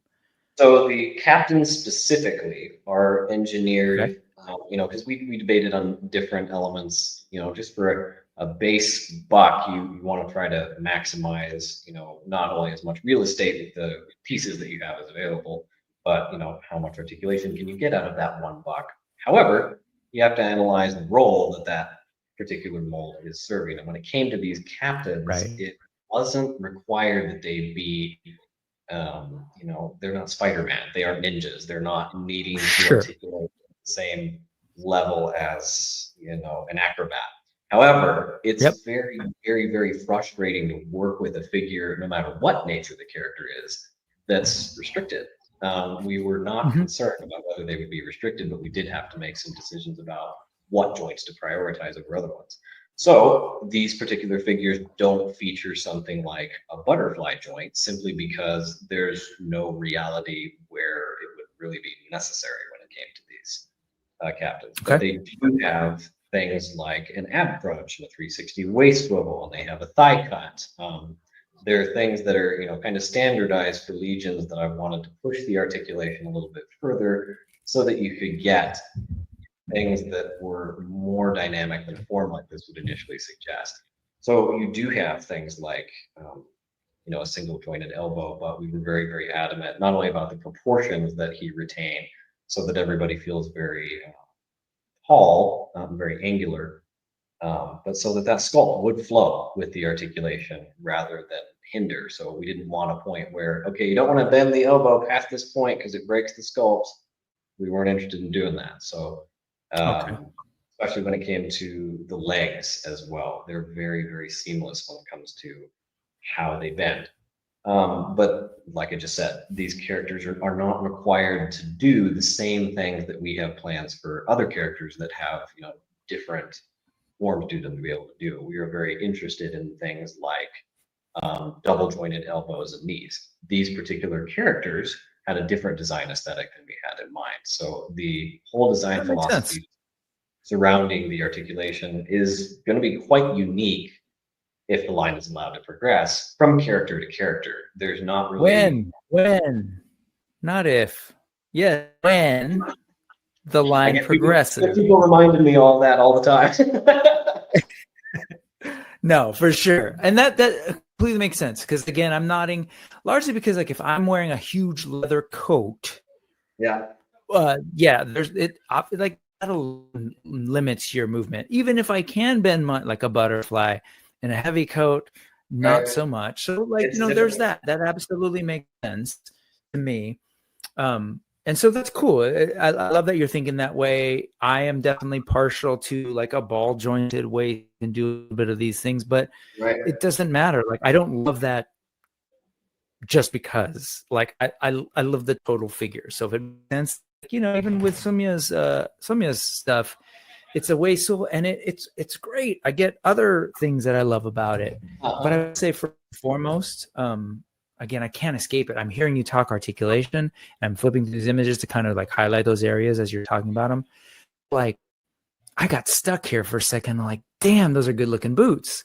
Yes. You know, I'm just like, they're rich. I'm looking at the pants and the texture. And then obviously we talked about the coat, but I zoomed past this one, but the back of the coat, the fold of that coat, the trim, it's great. So the fact that maybe that coat can't, fold up into a nice piece of laundry like a soft goods, cares? It looks really good. So I'm glad that you're making informed decisions based on the total idea, character, and the needs of the figure. So Absolutely. I think it's And we cool. have characters I'm that are less heavily conceptualized than even specifically like these three factions that we have. But like I said before, soft goods are something that we've had on our radar from the very beginning, and Yeah. we've been trying to decide Yeah. which characters are most appropriate for it. And we Sure. have a whole other faction of villains that it's something that we're very interested in making sure that they have something. I love a good tease. What's happening here, but definitely wired soft goods is something we want to see later. Okay, I know we got more pictures, but just a quick articulation question on the head. What are you thinking in terms of the neck? What is it, like on a ball with a disc, or what's going on? So when it comes to the head specifically, that's something we're actually still talking about. They're pretty well finalized, but there's some questions I have when it comes to production notes as far as how far we can push them. But like you can see on some of that concept art, there's kind of hinting towards the idea of a dumbbell joint when it comes to like the full sculpt of the neck. That transformed into. It'll be more obvious when we're able to talk about the articulation breakdown in the Kickstarter. It's still a dumbbell joint, just transformed in its function and how it operated within the neck. Even just when it comes to things like, all of these characters either have a really large head or they have hair in the back, that head is more than likely going to be made out of a flexible material. So there's range that they're going to have later that they do not have now. Simply by nature of the beast. All right, fair enough. And it's real early. So here we have the multiple hands that are just gorgeous, up and down. Oh, very cool. And there's actually a life to these. Like I'm looking at some of the details on the veins and everything, and the knuckles. First things that made my jaw drop when I got images of what the paint masters were shaping up to be was just based on the descriptive wording that I'd given them for Alistair's skin tone. He's a pirate. We wanted him to appear, tan and worn, and we wanted his fingernails to look, vaguely, he works with his hands constantly, so he's supposed to look a little aged. Alistair's supposed to be in his mid-40s, so he has some signs of wear and tear on his hands, and they look exactly like that, and they look real. The paintwork is astonishing, and we are thrilled with how that came out. Yeah, these hands do, like, they do stand out right here, especially again, vein work, the lines of the knuckle, especially for someone in their mid-40s. Like, our hands get a little bit more detailed as time goes on, and then I'm looking at the palms as well, man. They're really cool. The nails are like, I get it. They're a little yellowed. There's like they're handling a lot of stuff. Cool. Like, I love that kind of attention to detail. Look at that. Very, very cool. And then the Eye of the Storm. This is a beautiful blade detailing, and I'm just looking at everything from like all the little pits and cuts out of that blade. This blade's been used. This is really good stuff. Again, reminding us that yes, it's pirates, but there's deep fantasy and magic involved, and great job. The lines, anybody who asked peripherally, I always kind of use the phrase high fantasy. It's supposed to be very exaggerated forms of what you think of when you think of piracy. We've had a couple questions about people that are very interested in historically accurate depictions of piracy, and those are something that we are also very interested in pursuing. It's I have no idea when we'd be able to touch on it, but it's there's reams and reams and reams of material to be able to keep furthering this into what it is, and a subline that was doing pirates in a realistic fashion is very much something we would also be interested in if given the opportunity. Man, only so many years of life, only so much space, and only so much money. But man, it's amazing to think that this is all sort of in play. Anyway, these things look really great. The details on this, I love the glowing effect and the paint job on that. And then you started doing, you know, a couple more shots of the figures, you know, details. I love all of these photos. Thank you for sharing them here. Yeah. Really close in on Alistair's sculpt just came out beautiful. Me and Abigail are still trying to decide who his face reminds us of. We still haven't decided who, so we're very much up for suggestions of who Alistair looks like to people. But he's I was wondering that myself too, because he's got meat on his bones, right? He's not gaunt at all. Like so, I don't know. It's really cool, and I love the eyes. This is so. If I even just sort of zoom in. Oops, can I zoom in anymore? Maybe I'm all the way in. Let's see. Each eye is uniquely beautiful in its own right. It's the normal eye is just as fascinating to look at as the blue one. The blue one is painted very, very similarly to some of the things we've seen on a figure like Azahazar. I mean, the glow that you're getting in that image is it's pretty darn close to what you're seeing in real time. If I didn't know better, it would be like he had a battery pack in his head. It's fantastic and photographed, amazing in the black light. And I'm doing this because when you isolate the eyes, like this is a very like, you know, it looks like a dude, looks like a person, and then you've got this, and you're like, whoa, yeah, like it's real. It's coming through the personality, the character, beard looking great. And I didn't mention this earlier, but the detail on the shirt, the ribbing on the shirt is fantastic. Oh, his shirt collar is gorgeous. Every single one of them. So that's one piece of tooling that they do share, is that undershirt, and through various degrees of either add-ons and overlays over the top, or just the fact that, you know, Karibdus has the giant face that he does. They're in varying degrees of visibility, but they're each painted uniquely, and they're each uniquely beautiful to look at, despite the fact that they're the same skull. They just look phenomenal. And just to peel back the layers of the detail that's in there, they're just fun to look at piece by piece.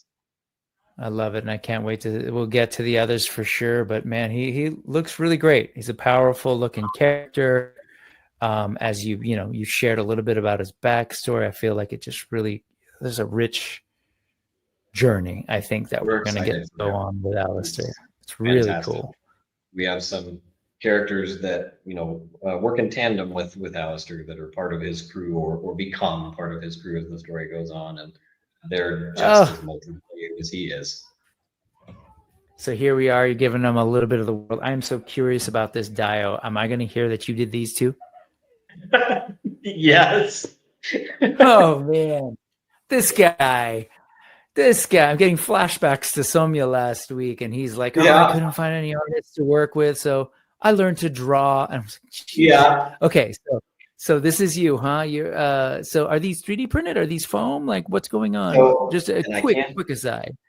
I can't just say that it's all just me. I mean, this is 50% me, 50% Abigail. So she's learned right along with me how to do this. A lot of this paint work is her, and a lot of the construction of getting the pieces to be visually what they are is me. These are all made with very, very similar techniques that, you know, dio makers are already very, very aware of. You know, you're looking at popsicle sticks and wood stain, but they're all constructed beautiful, as realistic as possible. And what he's standing on is, you know, that's not just a ship deck.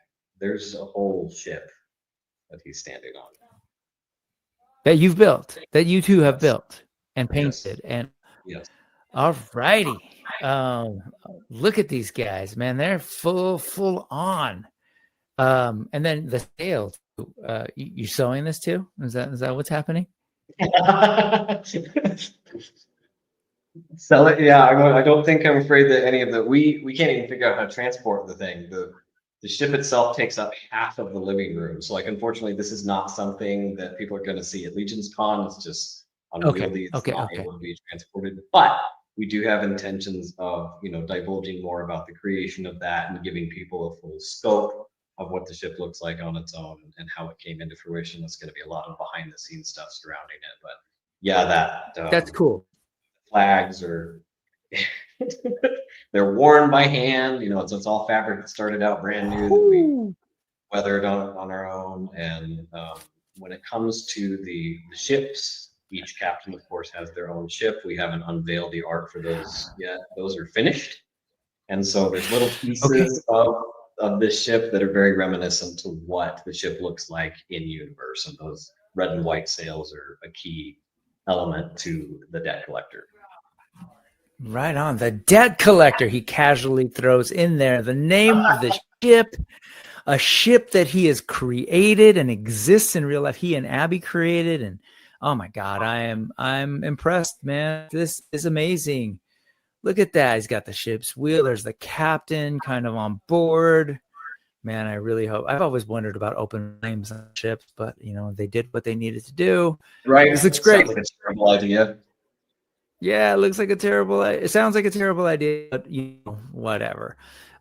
Magic. That's what they need.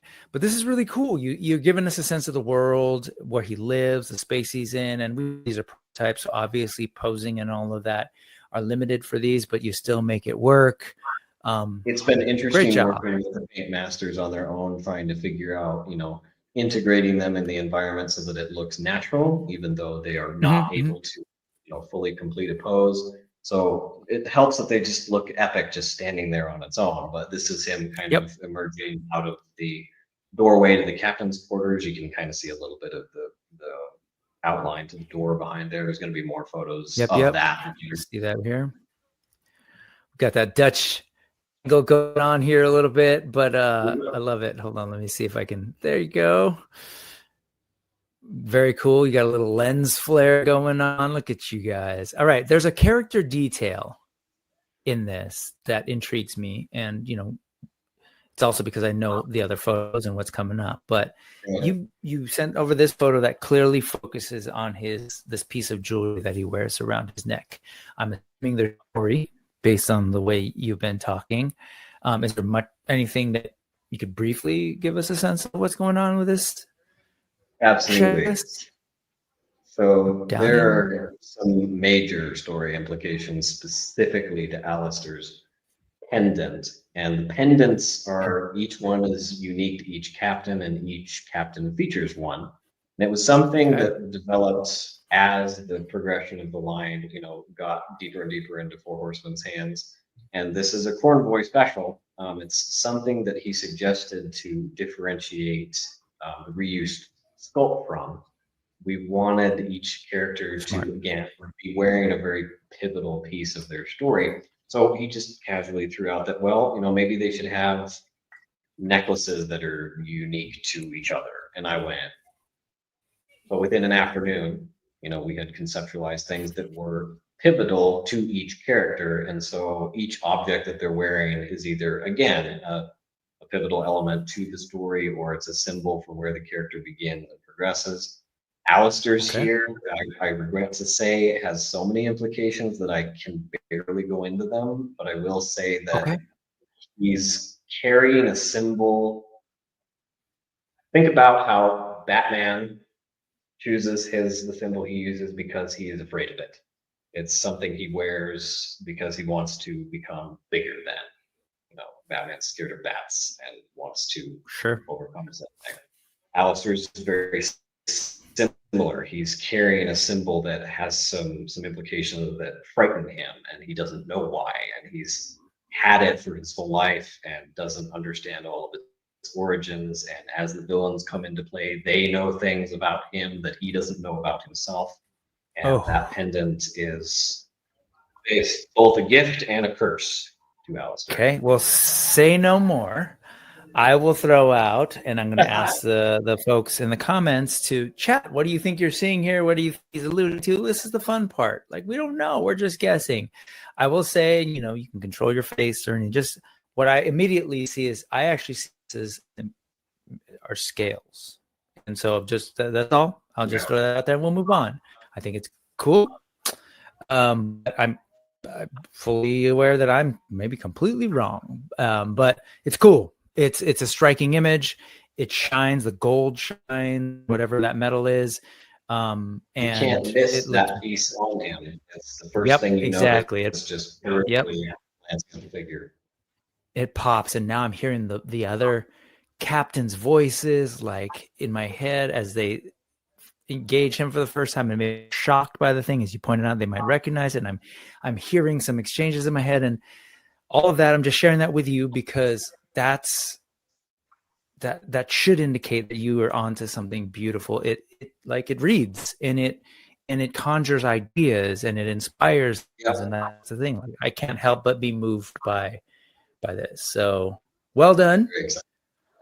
Here he is, man. I love that. You guys making barrels and crates. That was a crate and barrel reference. Yes, it's really cool because it's great stuff. Now, drum roll. Captain Karibdus, the second of the captains. I know that you have one for this guy. Shout out, by the way, to for the logo types for each character. Really cool. Harkens very much to pirate stories, and I love what you guys have got going on. So well done. I know that's your specific font for very specific reasons. Very, very cool. Let's talk him. So here is I love it. This is going to be a book. This is going to be the thing that we're going to get later that tells the story of this line once it's 10 waves in. But hey, talk to me about the artwork. So this is this is very much where Karibdus started. These are his humble origins, and this was the basic sketch where he began. And there's you can tell that there's design elements that made their way all the way through to the end, but they transformed into something that spoke a little bit more depthfully than originally. The coral on his whole aesthetic grew into this entity of its own on his body, which is quite literally what's happening. And we made him a little bit more animalistic as it went on. But so you can see the Davy Jones influence when it comes to this one here. His weapons. I will say the dead coral axe there, obviously that did not make it into the final figure just based on budget reasons. It's something that we are still interested in implementing, specifically because of the fact that his weapons all over this page were translated almost one for one. Those did not change very, very much. That sword especially. Okay. Very, very close to its final. Okay, so the coral axe is out, and you're saying the sword made its way in, and it's pretty much as we're seeing here. Yes. And then you said the musket. Yes. And so I'm sorry, the musket, I guess, would be positioned like this. If I'm looking at that right. Oops. Okay, now I'm stuck. Okay, but keep going, and I'll sort out this rotation. I'll make everyone at home seasick. The musket keeping was everybody awake. Really, really excited about, because we wanted, we didn't just want all our pirates to have pistols as you'd expect. We wanted folks to have some unique variations in weapons, and there's a completely different design philosophy for everyone's accessories for all three of these characters. But the musket was something we were really, really excited about, because it's something you don't see in action figures very often, and we were able to turn it into this kind of animal of its own. The sword, which I'm sure will shock you, has a name of its own, and that is what's known as the shell spawn blade. And that is also has massive implications of its own within his origins. And it's something that, Alistair's weapons have kind of an identity of their own already when he comes into possession of them. And the shell spawn is something that Karibdus redefines when he gets hold of it. Okay. I love it. Let's take a look at what you ended up with. Oh, wait, actually, before then, that's right. I forgot we've got a couple for Karibdus. So this is some of the stuff that is making up the layers. Again, you went back to that. Like I was saying, all of this is very, very close to final. So you can see a little bit more. Again, it's just graph paper. It's still pretty crude, but that's where I was gonna say you went back to the graph paper, but yes. Yeah, for some reason it was Karibdus that always went, no, we need some specific line work here. We don't know why. But we had a a very clear design philosophy by that point, because Karibdus was the last of the three that we had sculpted, and as such, we had a lot established by the time he was ready to have his unique pieces on him. So all of these things are very, very close to what you receive at the end. They've been embellished by the talented Four Horsemen to be even more depthful than I suggested here, but these are very, very close to what you see on the final product. And that little, big old blurb there on his belt is supposed to be a fishing net, and you can see that very clearly in some of the photos we'll have available. He has things like poison vials. He's got some bombs that he has on the side of his patch. There's a fish hook that he has featured on the back. So there's a ton going on. Okay. Yeah, there's the hook, the vials, the bombs. Okay. And then here is the earliest conceptualized version of the sword and the musket, the sheath, layers. Let's take a look more. Oh, this is actually I know obviously these are early ideas, but this already seems to have evolved a little further than I think. This is still kind of in the Davy Jones area, but again, without the hat, it starts to skew a little bit more into what I know you guys landed on. It was CB that made the suggestion to not only walk away from the hat entirely, but to, elongate the character's skull to give him just some different, more animalistic proportions. And so that naturally evolved into making him more squid-like than octopus. And he turned into this much, much different creature than, Davy Jones is, he was once a human and he becomes what he is. And Karibdus is part animal, and he's always been that way, and he's thousands of years old. He's a creature in his own right, so he doesn't possess anything humanoid by nature. And once they had that vision of the head sculpt from this drawing, the sculptor just pushed it to levels that, well, by that point we were expecting, because they just knocked it out of the park. But Karibdus's head sculpt is, in my opinion, without sounding inflated about it, is one of the best pieces of art I've seen that company produce. The layers that is present on that sculpt skin tone are astounding, and he looks like he stepped out of a movie. Nice. It looks really great. All these early concepts. Again, thank you for bringing that here. I'm seeing even here a little bit of the concept of his pendant. These look great. I love the way you kind of like conceptualize his barnacle laden like pauldrons and this gauntlets. Let's take a look at where you ended up with the figure. Oh, also this, I noticed, the cutout for the articulation on the torso. Is that, I'm assuming, probably changed over time, right? That is actually very, very close to what the final product is like. A lot of those got it. images are fairly shadowy, but that sculpt that is present for the ab crunch is there. And so that was what we went with, because we wanted to, there was a different form of mobility that we wanted to achieve with the captain rather than anybody else, like I said. And we wanted to preserve that shirt collar detail while also getting an amount of range to the torso that you wouldn't normally expect from a character like that. So we worked pretty closely to make sure that that and the waist swivel worked in tandem. Okay.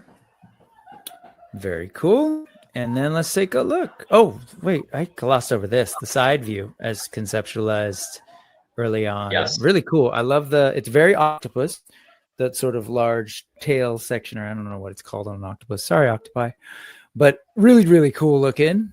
I can see that might work as a head, and I want to see the actual figure. Look at that, man. Sorry, I'm just stuck on these reveals, man. You go from here to here. Right. Gorgeous. Looks fantastic.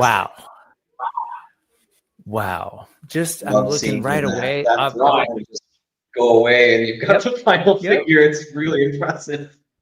Yeah.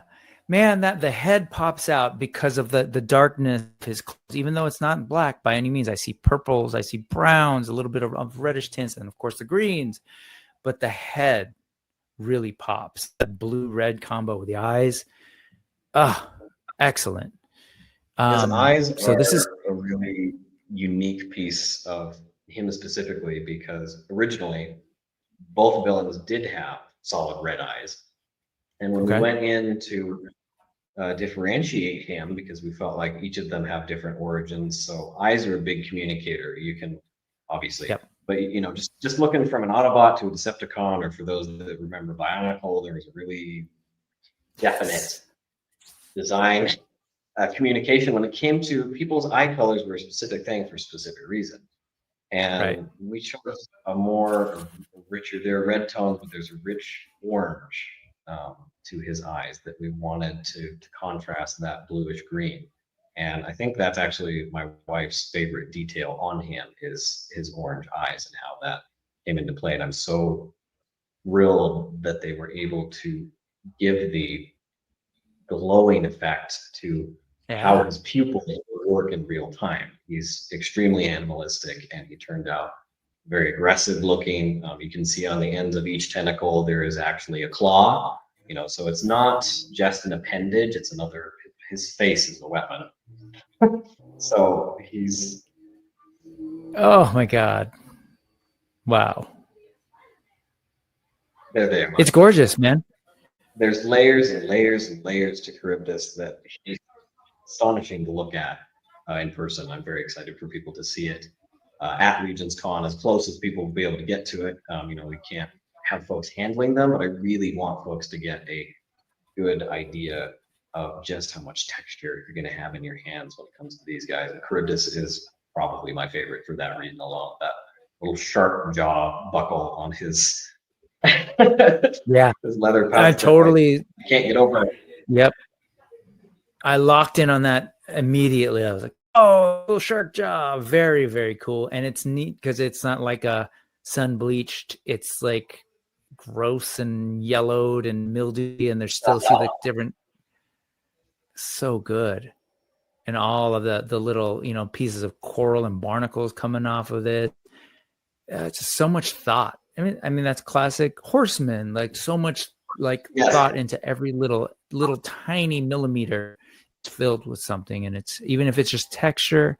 In this case, it's very like deliberate little objects, and it always blows me away the resolution that they can achieve on plastic. It's astonishing. It's amazing just kind of the low resolution, first passes of the 3D print. They're not intended to be final. They're just making sure that the calibrations are correct for those types of things. And even that resolution is astonishing, and they're not even finished product yet. Those little coral bits that are growing off of the belt, those weren't present in the original concept. That's also a Corn Boy special. He's like, I think he needs more coral. So let's see if we can get some more coral there. And he got it. These details that I saw in your sketches are really cool. Intrigued by the two little shark icons as his sort of buckle, maybe? Is that what that is? Those started absolutely. And those were something that started from the very inception of the character. He had those dual shark buckles, and it's something that I just kept drawing. I didn't have a story reason for why they were present yet, but they kept making their way onto him, and they made it all the way to the end. Gauntlets are great. The coat is looking wonderful. Even his toes cutting through his boots. Love those details. And damn, that musket turned out great. No offense to your sketch, but there is detail here that is amazing in both the sculpt and the paint. I can't believe. Like, oh my gosh. The thing is, I'm familiar with toys fairly, and I'm familiar with what Four Horsemen has done. So I'm familiar with what Four Horsemen has accomplished. So when I look at this, I was like, oh, that's not going to be able to be done at the factory. Like, no. That's going to be done at the factory, like with fidelity. It's so good. What a cool weapon. Like truly a unique piece in of all the toys that I have. It's a very unique weapon. His sword looks really cool too. Look at that. And of course, hands. Man, you've got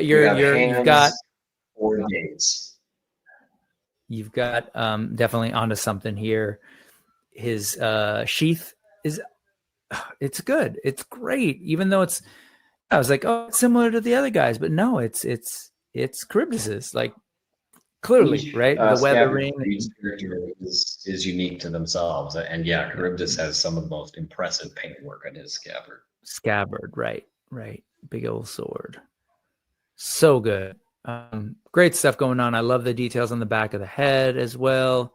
I want to see the side because that to me, look at that profile of that head. Really cool. Oh man, that is really good. And he too has rings. I'm not going to ignore that, but we'll get to that. We'll get to that when we get some good hand shots. Oh, so good, man. You're really on to something special, and seriously. Rings. There we go. There's a story. We got stories going on here. We got storytelling going on, guys. Oh, absolutely. Adornments. I'm afraid his rings are rather like Alistair's pendant. I actually can't go into them just yet, but that's fine. We will expound upon it. It's much better that way. Trust me. Like I love a good tease. Shout out to the Four Fingers too.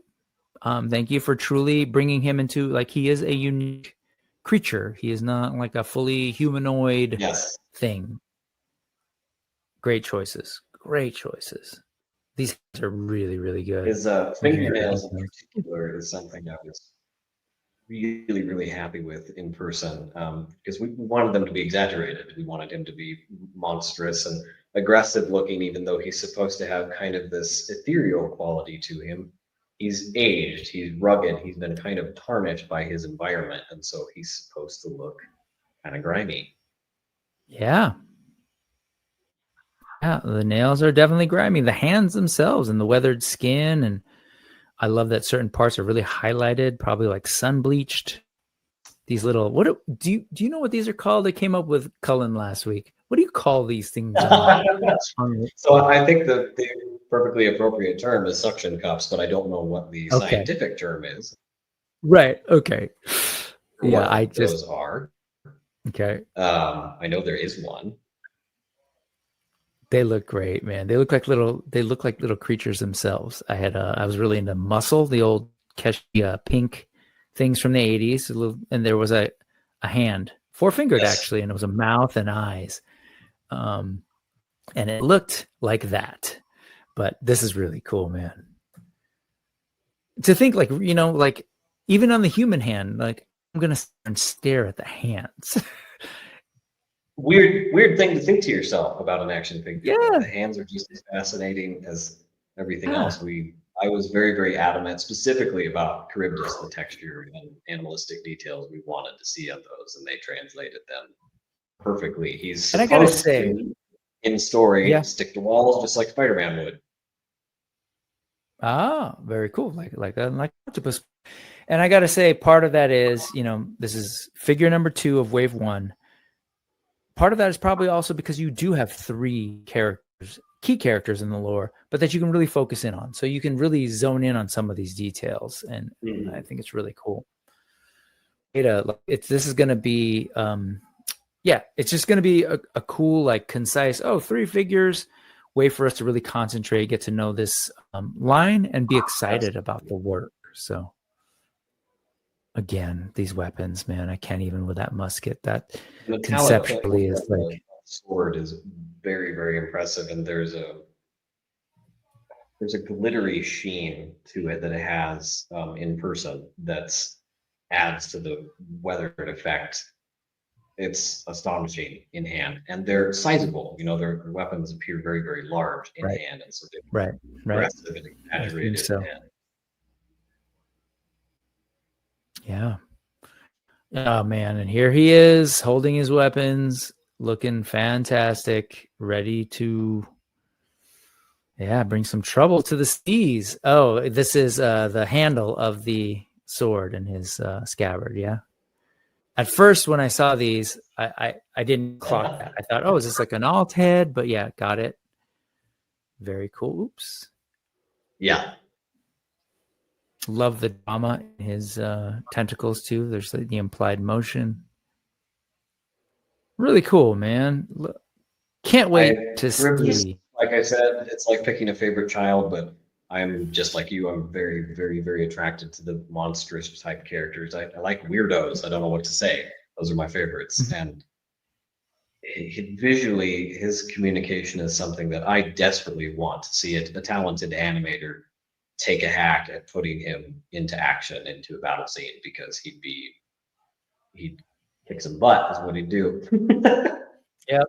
And so I said earlier, the DVDs and looking at the extras, if anybody, I think they're available on YouTube now, but or maybe it's a Disney Plus thing for Pirates of the Caribbean. But man, the ILM work on the animation of him is oh, you know, it's the story of ILM. Actually, there's a whole like chapter of around their work on Pirates of the Caribbean, and everything from figuring out water effects and water particles and the movement of the tentacles.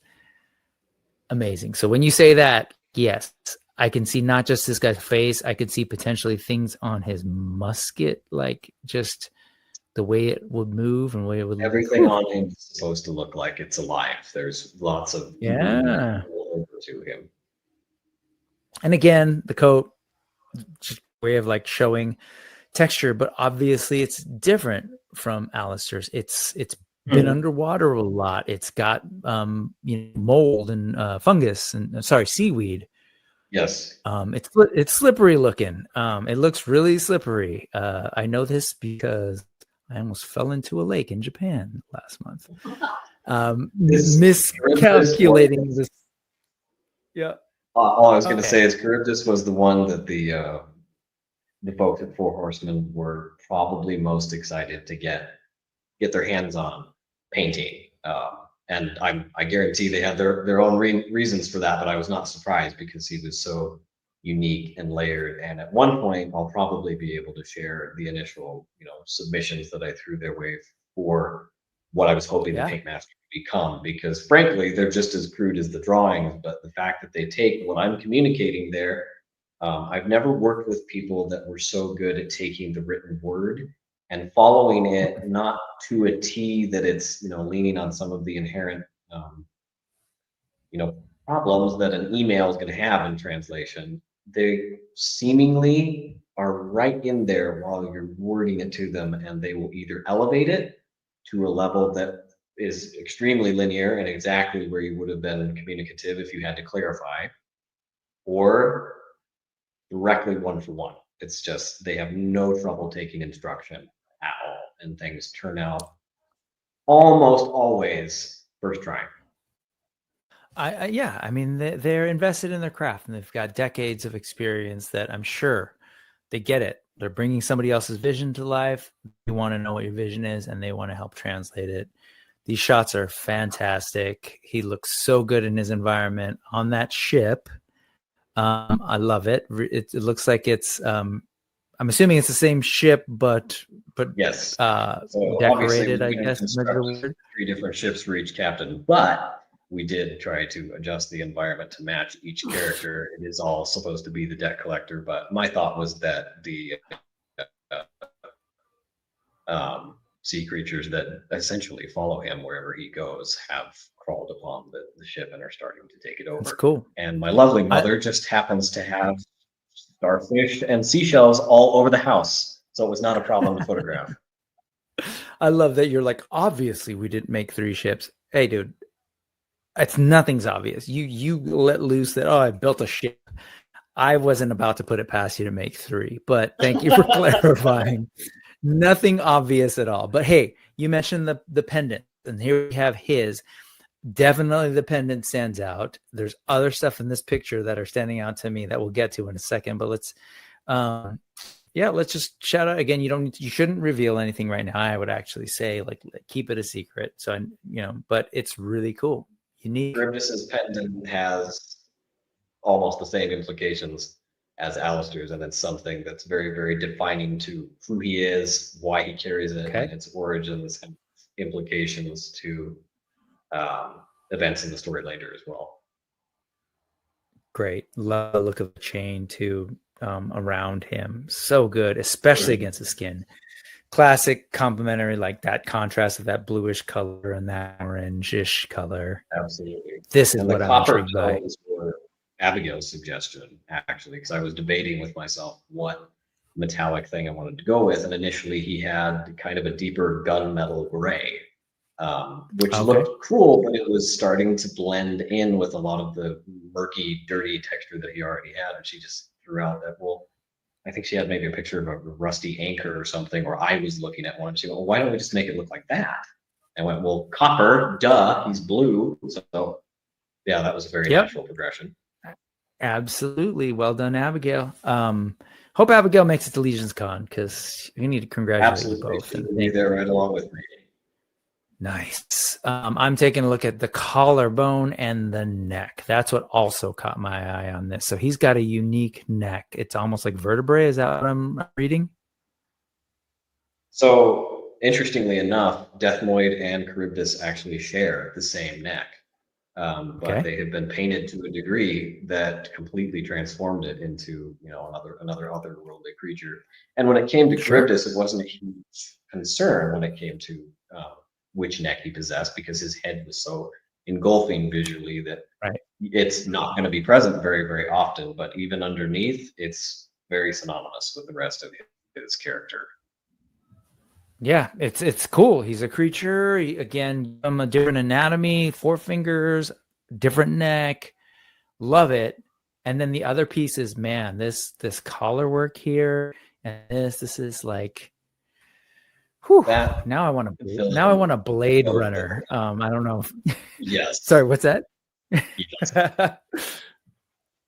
But it looks really good, man. Seriously, not to take away from this original design. It is fantastic. So great job to you for conceptualizing. Yeah. Great job to the Horsemen. And you were saying that this is similar, right? Their shirts are similar. Is that what I heard you say earlier? The sculpt for the shirt on each character is the same, but the paintwork is completely different for each of them. I was going to say, I heard you say that they're the same, but man, this totally looks like a very different garment, and that's really cool. Yep. Because of the paintwork. Wow. Damn. Good job. You went to the right people. They are not only bringing your vision to life, but they are plussing it in their own way. So it's really cool. Great job on the lighting of these two. I really love this sort of ethereal nature. Very, very proud of everything they did. Whew. So that's Karibdus. He's a bit of a badass, mysterious, creepy. You gave us a little bit of his backstory. Whew. His eyes, love it. Let's move on to the third and final figure that will be revealed in the Kickstarter at some point in the future. Captain All-Gold Deathmoid. And to be clear, I didn't know that. You said is it the Deathmoid? I didn't know that was bone. So you educated this guy. I believe it is somewhere in the skull, to my knowledge, but I'm sure someone will correct me on that. Fine. But it's just cool. It's cool that you're like drawing from something in the real world, bringing into the world of fantasy. Very George Lucas of you. Let's go to check out Captain All-Gold Deathmoid. Here's his original sketches.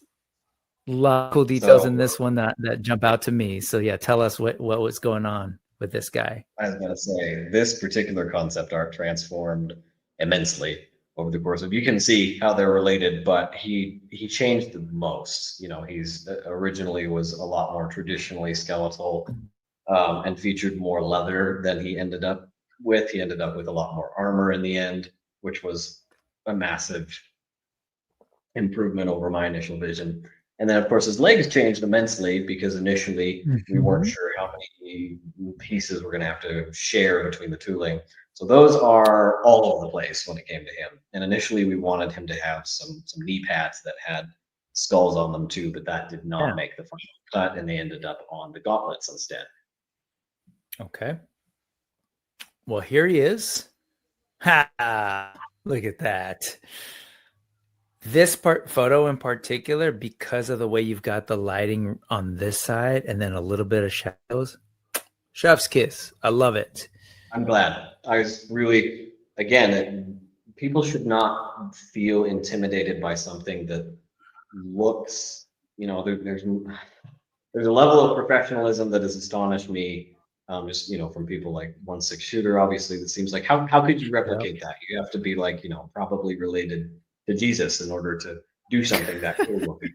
But it's with some hard work and some patience and just some basic tools, you really can make things look very, very well, and you just have to be meticulous with it. You have to have a lot of time on your hands, but more than worth it.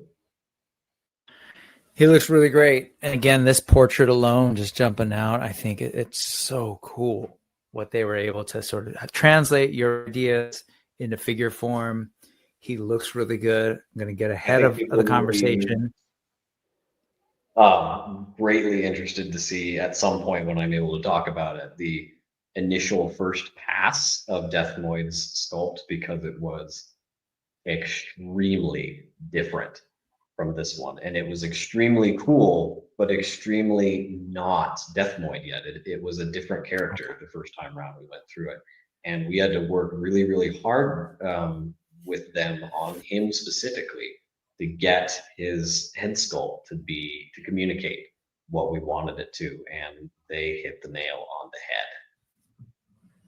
Really cool details for skeleton. Obviously, they're no strangers to doing skeletons, but this has a personality and a style of his own. That single red eye popping in the photo right now is really, really cool. The shadows that exist here on this side of the head, and all the details of the hat and everything. And I know we're going to see more.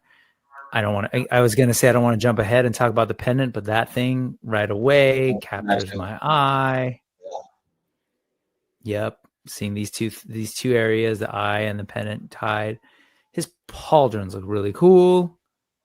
Those turned out. You were saying you were saying before we started, seems to be a little bit of a get some of the biggest reactions, right? Is that's what's happening so far from last week? Deathmoid has, at least just on surface level, the most amount of likes on Instagram. Okay. He's the most saturated I've seen as far as shares and feedback go. And I've had people that I'm not sure they've even seen or know that there are two more figures, and they're just all over this guy. And I have a good friend of mine who's a mechanic, and he's all about this guy. I wasn't expecting to have such a strong reaction just from people in my life that they know what I'm doing, but I don't think they were expecting the level of depth that was achieved here. And so my buddy Alex is all over Deathmoid, and that's really, really pleasing. I could see that. Yeah, there's something about the skull, right? And that is very universal, that appeals to a lot of different people, but it's this execution of the skull with hair tousled, with the dirt and the grime, the mostly black with silver. This is, sorry, I grew up in LA and then moved here to the Bay Area. So Raiders, a little Oakland Raiders going on here, right. Or LA Raiders. One of my favorite things about Deathmoid, uniquely from the other two, is his metallic silver paint. And they achieved this wonderful balance of not only does it look weathered and realistic, but I wouldn't describe it as either silver or gunmetal. It is something in between, and it jumps out at you just as much as the red details do on him. And to look at them, you would think that they were made out of an actual metal material. Those rivets on the back of his scabbard was interesting, because proportionally it took a minute to decide what the scabbard was going to be, and eventually we kind of landed on, we wanted it to look vaguely like a coffin. But the first pass of the sculpt, it was almost as big as a coffin, so we had to scale the sword down just a little bit. Okay. Hey, the pauldrons, are they going in through the jacket into the body? Is that what's happening? Yes, that is what's happening. Got it. So like the New Jersey Devil that was unveiled this morning on Saturday, that goes through like the back of the fur. I don't know if you've taken a look at that, of the head. So it's like, oh, okay, cool. I love that kind of stuff. I love to see the horsemen like figuring different things out through the different figures they create for themselves and other people, and just find really cool solutions. It's a similar connection. Proportionally, Mhm. the pauldrons are very different than anything else Horseman has Yeah. produced. So they connect similarly, but Yep. they create a very Much different closer to the silhouette. body. Yeah, much Yes. closer to the body. Not as much material either. It's kind of nice Mhm. to have that difference. I love the variety. Whew. Okay. Awesome profile. His side Gauntlet. profile Come is on kind of now. terrifying. This Yeah, gauntlet that though. gauntlet is so actually there's a different symbol on each gauntlet. There's a skull on his right, and there are crossbones on his left.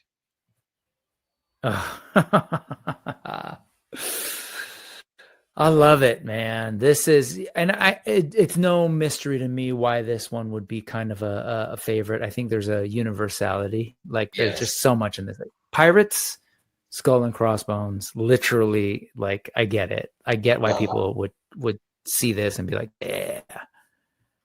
And then of course we'll take a look at the sword again, but the hilt looks awesome. Let's see. Oh, I should say similar loadout to no, he actually has two swords. Sorry, he's got the sword and the gun. Yes, Deathmoid has his the sword, of course, has a name like everything else. That is what's deemed the marrow strike, and then he also has a pistol Okay. of his own. The marrow strike. All right, we've got Eye of the Storm, the marrow strike. Remind me, Karibdus's The blade? shell spawn blade. Shell spawn. Okay. Again with the rings. These three captains, They like their jewelry. They're a little bit they blinged like out. their jewelry. And I love the tie-in between his jewel on his finger, his jewel on his pendant, and his eye. Uh-huh. Red was These something guys, that again. we debated being more prevalent within the character originally than it became. The more red he Okay. had, the more gothic in appearance he looked. So we toned it down to some of the objects that had story relevance rather than him actually possessing something like a red coat, which was a little bit louder than we wanted. I see. Good choice. Because I want to see this guy hopping out of the shadows. You see a little silver. You're like, what is that shiny? Oh, crap. It's a Turns out skeleton. it's killing. Yeah. Oh, here it is. Wow. Okay. Very cool. So there's a very specific piece of inspiration when it came to at least the visual communication for the Marrow Strike, and I can't necessarily recommend the movie, but in like the fifth Transformers, Megatron comes back for quite literally an undisclosed reason. We'll never know, and he has this ridiculously cool sword scythe axe thing all in one, and it just has this wicked design on the end, and it's extremely exaggerated, and that was something that I wanted present with Deathmoid as well, and they got that down to a T. That tip is you'll see it coming at you before you see Deathmoid, and it's really, really wicked looking. And I love that the blade, while being metal, also gives me a little bit of bone vibe Yes. to it through the paint treatment. Really cool. Oh, these details are fantastic. That hilt is absolutely beautiful. Wow. I was wondering wrongly, because they've done things just like that over and over and over. Just look at Necronominus. But when we had pitched the hilt of the Marrow Strike to have that little skull on the end, we were wondering how much definition we would get out of the initial concept. And again, they translated it 100% exactly what we were looking for. I love it, man. I love it.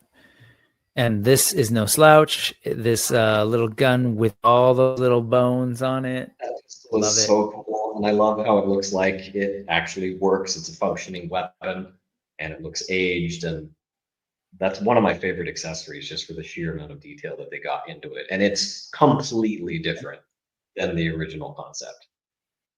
The barrels look great. The double barrel. Yes. Very cool. Here he is. Man, you're gonna I think you've got something here, man. You really do have something here. Clearly, people are responsive. So he actually does have one eye in there that's red and Yes. visible. So I When think there's lighting on it, do we see both pretty clearly, or absolutely.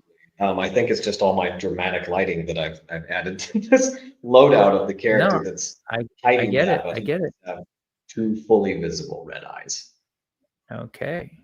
Because the reason I was wondering is if it were the one eye, I didn't know if there was something going on between him and Alistair, each having sort of the one eye, but very cool. I think that's an interesting thought and maybe something we'll have to develop later. Yeah. I mean, your mom has great ideas, but like, hey, feel free to take whatever from me. No, this looks really Like I cool. said And before, I'm not the only one with good ideas, and any input is good input. I love what's going on with his head too. That scar there, whatever, to be able to take that hat off. Really cool. I'm assuming the hat is going to be like soft, probably like the coat or something. Yes, I think the hat That's is the going to be thought. the same material as the coat, and it's actually Okay. compatible. Obviously, not with Karibdus. Karibdus won't be getting that over his big noggin, but it is compatible with Alistair, and it does fit on him too. I love that. Very, very cool. Yeah, the hat looks fantastic. Wow. Very cool. And here we go. Chest overlay is, of course, unique to him, and it's something that I'd envisioned from the very beginning. And initially, Yeah, we saw the sketches. We saw your little sketches on, I think, graph paper earlier. Yeah. Initially, it was actually supposed to be suggested to be like bone, just like the rest of him. And the longer it went on, the more clear it became that it needed to be a piece of armor to bring out all of that metallic finish. And it works so much better as this external piece to him rather than, a piece of anatomy that's now covering over his shirt. It didn't look natural with the color, and it looked much, much better as an armored object. I think that's a great choice. It's really cool, and also the detail. I'm sure that this is all intentional, but the spacing between the armor's ribs, basically, and the buttons is perfect, man. Perfect.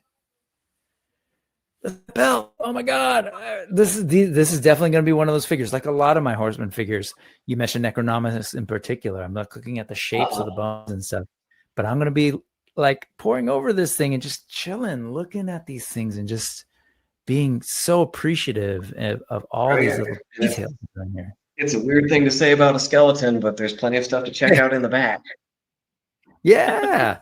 And look at this, but like the way that the it looks like the actual leather belt is being cinched, and you kind of see that squeezing of the material. Man, good work. And even I was going to comment on this earlier, but we pass it. Same goes here, right? The fabric being cinched a little bit by these ties on his legs. It's astonishing the amount of realism and we stressed on that from the beginning, that we were going for, rather, whether it was a hyper exaggerated, fantasy world, we wanted realistic proportions, realistic flow to the fabric. And one of my favorite details on Deathmoid period is just the wear to his knees. Yes, I see that here, that lighter bleached color. Been crawling or something, but very cool. Shout out again. Oops, now I messed up the angle. But shout out to the paint on those crates. We talked about the barrels earlier, but crates great too. Crates turned out pretty good. It's just cardboard and popsicle sticks. Little rope ladder in the back. I can see where some creative use of maybe some paper towel rolls were used there for a mast. Yep. It looks really good. It looks really, really good. Great job on the lighting too. I love this mysterious light source on the right. Oh, no, I actually know what that light source is. Yep. Look at that. So now, is he going to have? Is that an accessory that he's going to have, or that is something that was very much being alluded to exclusively in this photo. It's something that we were not able to fit within the product loadout, but it's something that we reworked back into the figure in another form. So he carries with him, this is something that I can expound upon a little bit I'm more than some of hearing the it. other lore stuff, is he carries with him something called the mortis oculus, which Okay. functions very, very similarly to the Palantir in Lord of I the was going to Rings. say the Now, Palantir, that Saruman. Yes. and it's a piece of communication between realms that Deathmoid alone has, and is kind of directing his footsteps as he goes through his conquest. So in universe, it kind of adapts to his Hmm. will, but we have written it that it is able to shrink down and fit back into that little clasp that is on his neck. So what you have Wow. is wearing the Mortis Oculus. In there, it is, suggesting a grander presence to that object than you see on the figure. But eventually, we would like to be able to develop an accessory that would function how it's described in the storyline. Okay. So quick then, the pendants are they sculpted into that torso or are they not?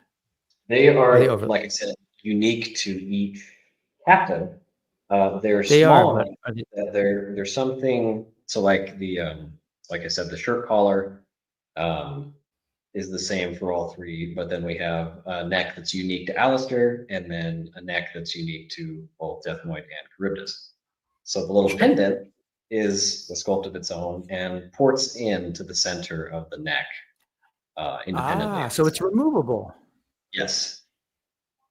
Oh, okay.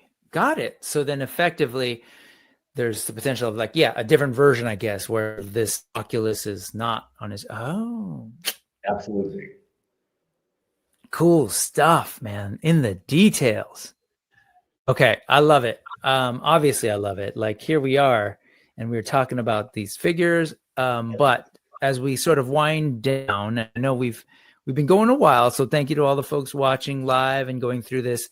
Like there's so much to talk about here, but this is just the beginning of the conversation, right? So because we are going to be hearing a lot from Quaid, from Corsair Creation about this new line, the Realms of the Black Tide, on a bunch of different channels. Man, Cannon, look at you. He's got a cannon in the background. But yeah, this is great, man. Thank you so much for bringing all of this stuff. Look at that. Of course. Yeah, I'm there's the really Mortis Oculus excited. itself. Yeah, I'm really excited to sort of see this and just been as a sort of like a new fan who's going to be watching you on all those other streams to just hear a little bit more. And then, oh God, that looks so good. Sorry. See, now I'm just focusing on the details, like just the focus on the chin and the nose down. Wow. Wow. He's gorgeous. Okay. And that's weird to say for a dead thing. Well, we've said that about two different other figures, so it's like, oh, it's gorgeous. Exactly. Oh, this detail, this is gorgeous. So, man, Realms of the Black Tide, coming to a Kickstarter near you. Quaid's going to be going from channel to channel talking about this. Please follow along. Again, go back to his Instagram, and you'll be able to post, tell people where you're going to be. Check out the links for that I will eventually be sharing in the document on Sunday, so people will be able to check it out. And then also, let's see, man, I just blown away by what's going on. So let's end with this. We know that you're going to be doing that, the streams, talking to people, can see you, meet you, talk to you, and share their thoughts about this line at Legions Con, November 7th, 8th, and 9th in Whippany, New Jersey. And then when should they, because we're living in this era of, man, there's so many great choices. There's very few bad choices if you're a toy collector right now. Absolutely. If you love old, more vintage style stuff, there's that. Yeah. If you want stuff tied to IP that you grew up with, there's that. If you want new versions of that, there's that. If you want indie stuff, new worlds, right? Dinosaurs, right? Absolutely. Hindu, everything. It's all there. Mythic Legions, Cosmic Legions, figures. There's things that Yeah. exist right now that I don't think anybody growing up in the 80s would have believed was a thing and forgot that they wanted. Yes. Yes. And now we're getting Realms of the Black Tide. So the reason I brought up all that is because, our attention is divided and our money is divided. Space is divided. Obviously, these are really challenging economic times as well. So it's helpful, I think, to give people just a sense of like what they should be doing if they're interested in this line.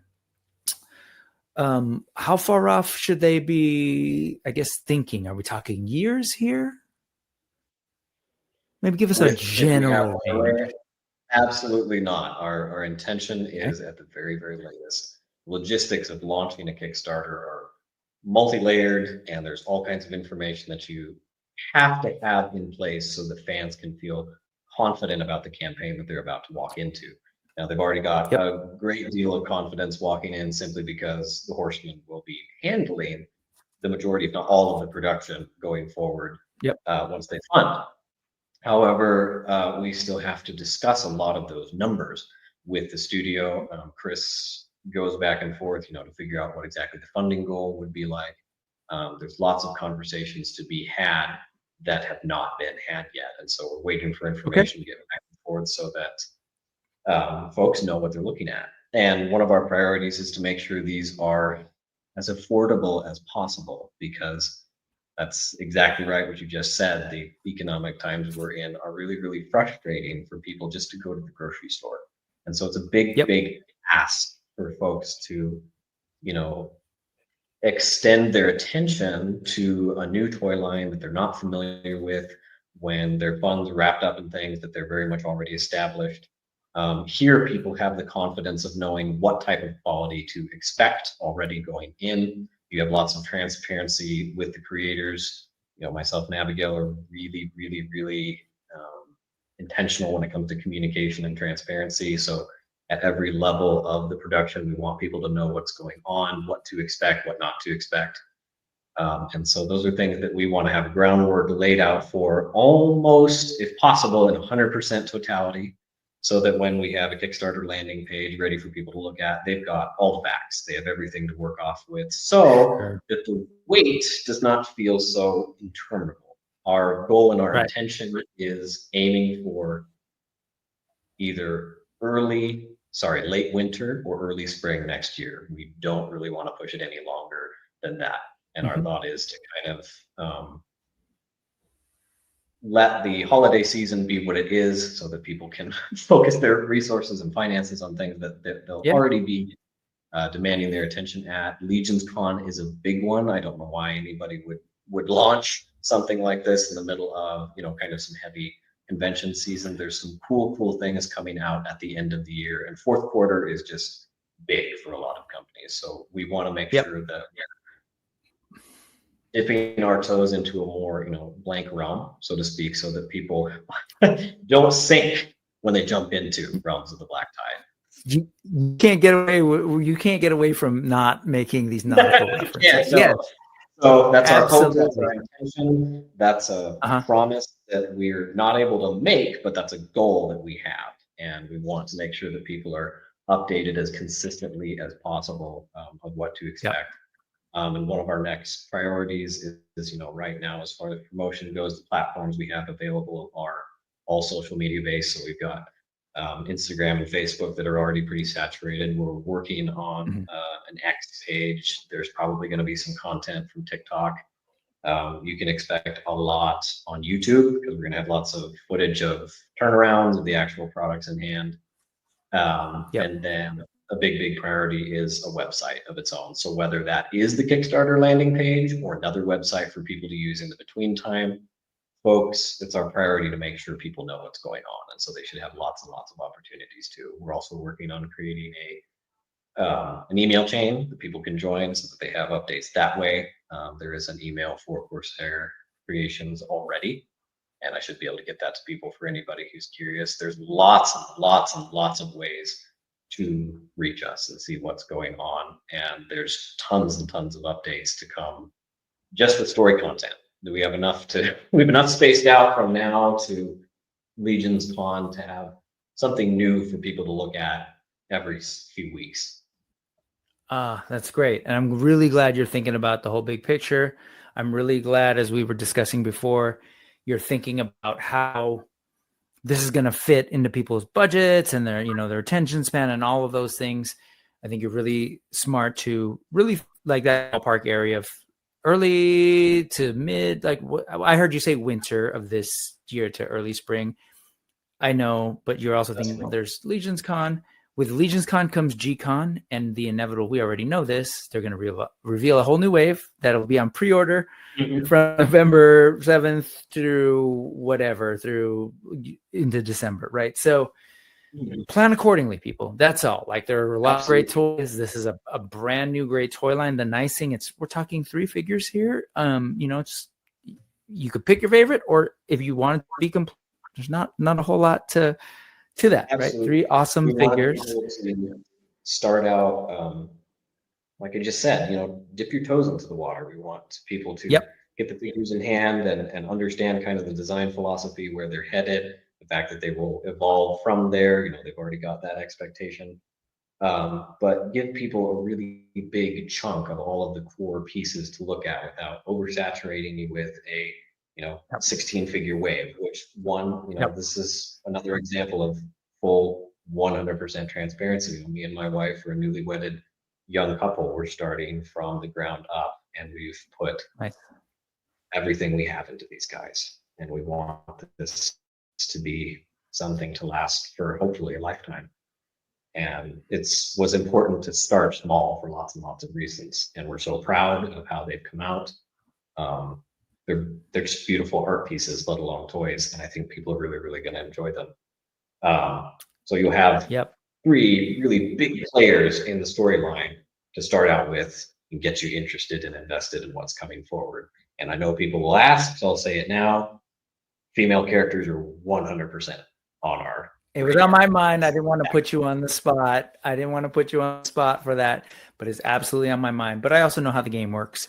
And yes, that's a whole set of tooling and everything, but it's good to hear you that and say that. And I'm excited that that's on your radar. Go ahead and end this thing. Quaid, seriously, man, thank you for taking the time and bringing all sorts of material. I'm really genuinely excited and happy for both you and Abby and Corsair Creations, man. You guys, you're doing something really cool and special. And obviously you're already been hearing about it the last 7 days. People are interested. So I'm honored that you're able to come here and share that, and that I was able to sort of be a part of just telling people about what you got going on, man. Thank you. Thank you. I'm absolutely honored to be here. It's been ridiculously long, but ridiculously fun. I've been waiting and waiting to share everything about what we're doing, and I've shared. The percentage of what we've got there is, we have a runway to look at, and we've just kind of stepped onto the airfield. But it's an absolute. I love it. It's an absolute joy to share it with somebody, and you are just a pleasure to talk to, as is. Hey, man, thank you so much. So look out, folks. He's probably just finishing up right now over at Legions Lounge. If you were watching this live, I'm sorry, I said Legions Lounge, Latin Legions. So if you're watching this live, go look for that and learn more and see him hanging out with the Latin Legions folks, the homies over there. Again, thank you, Quaid. We're going to go ahead and say goodbye to folks. Thank you, everybody, for watching this. Share it. Tell people all about it. Hit like, hit subscribe. Go follow this guy over on Corsair Creations on Instagram. And I think we're out. Thank you. I got to say it. It's been wonderful. Yeah, for sure. Yo-ho, arg, and all those little corny things. Yes. Right on. All right, folks. Here's where I play some music and get us out of here. But see, I got to figure out where that is. Oh, here it is. Take care, everybody. Appreciate you all.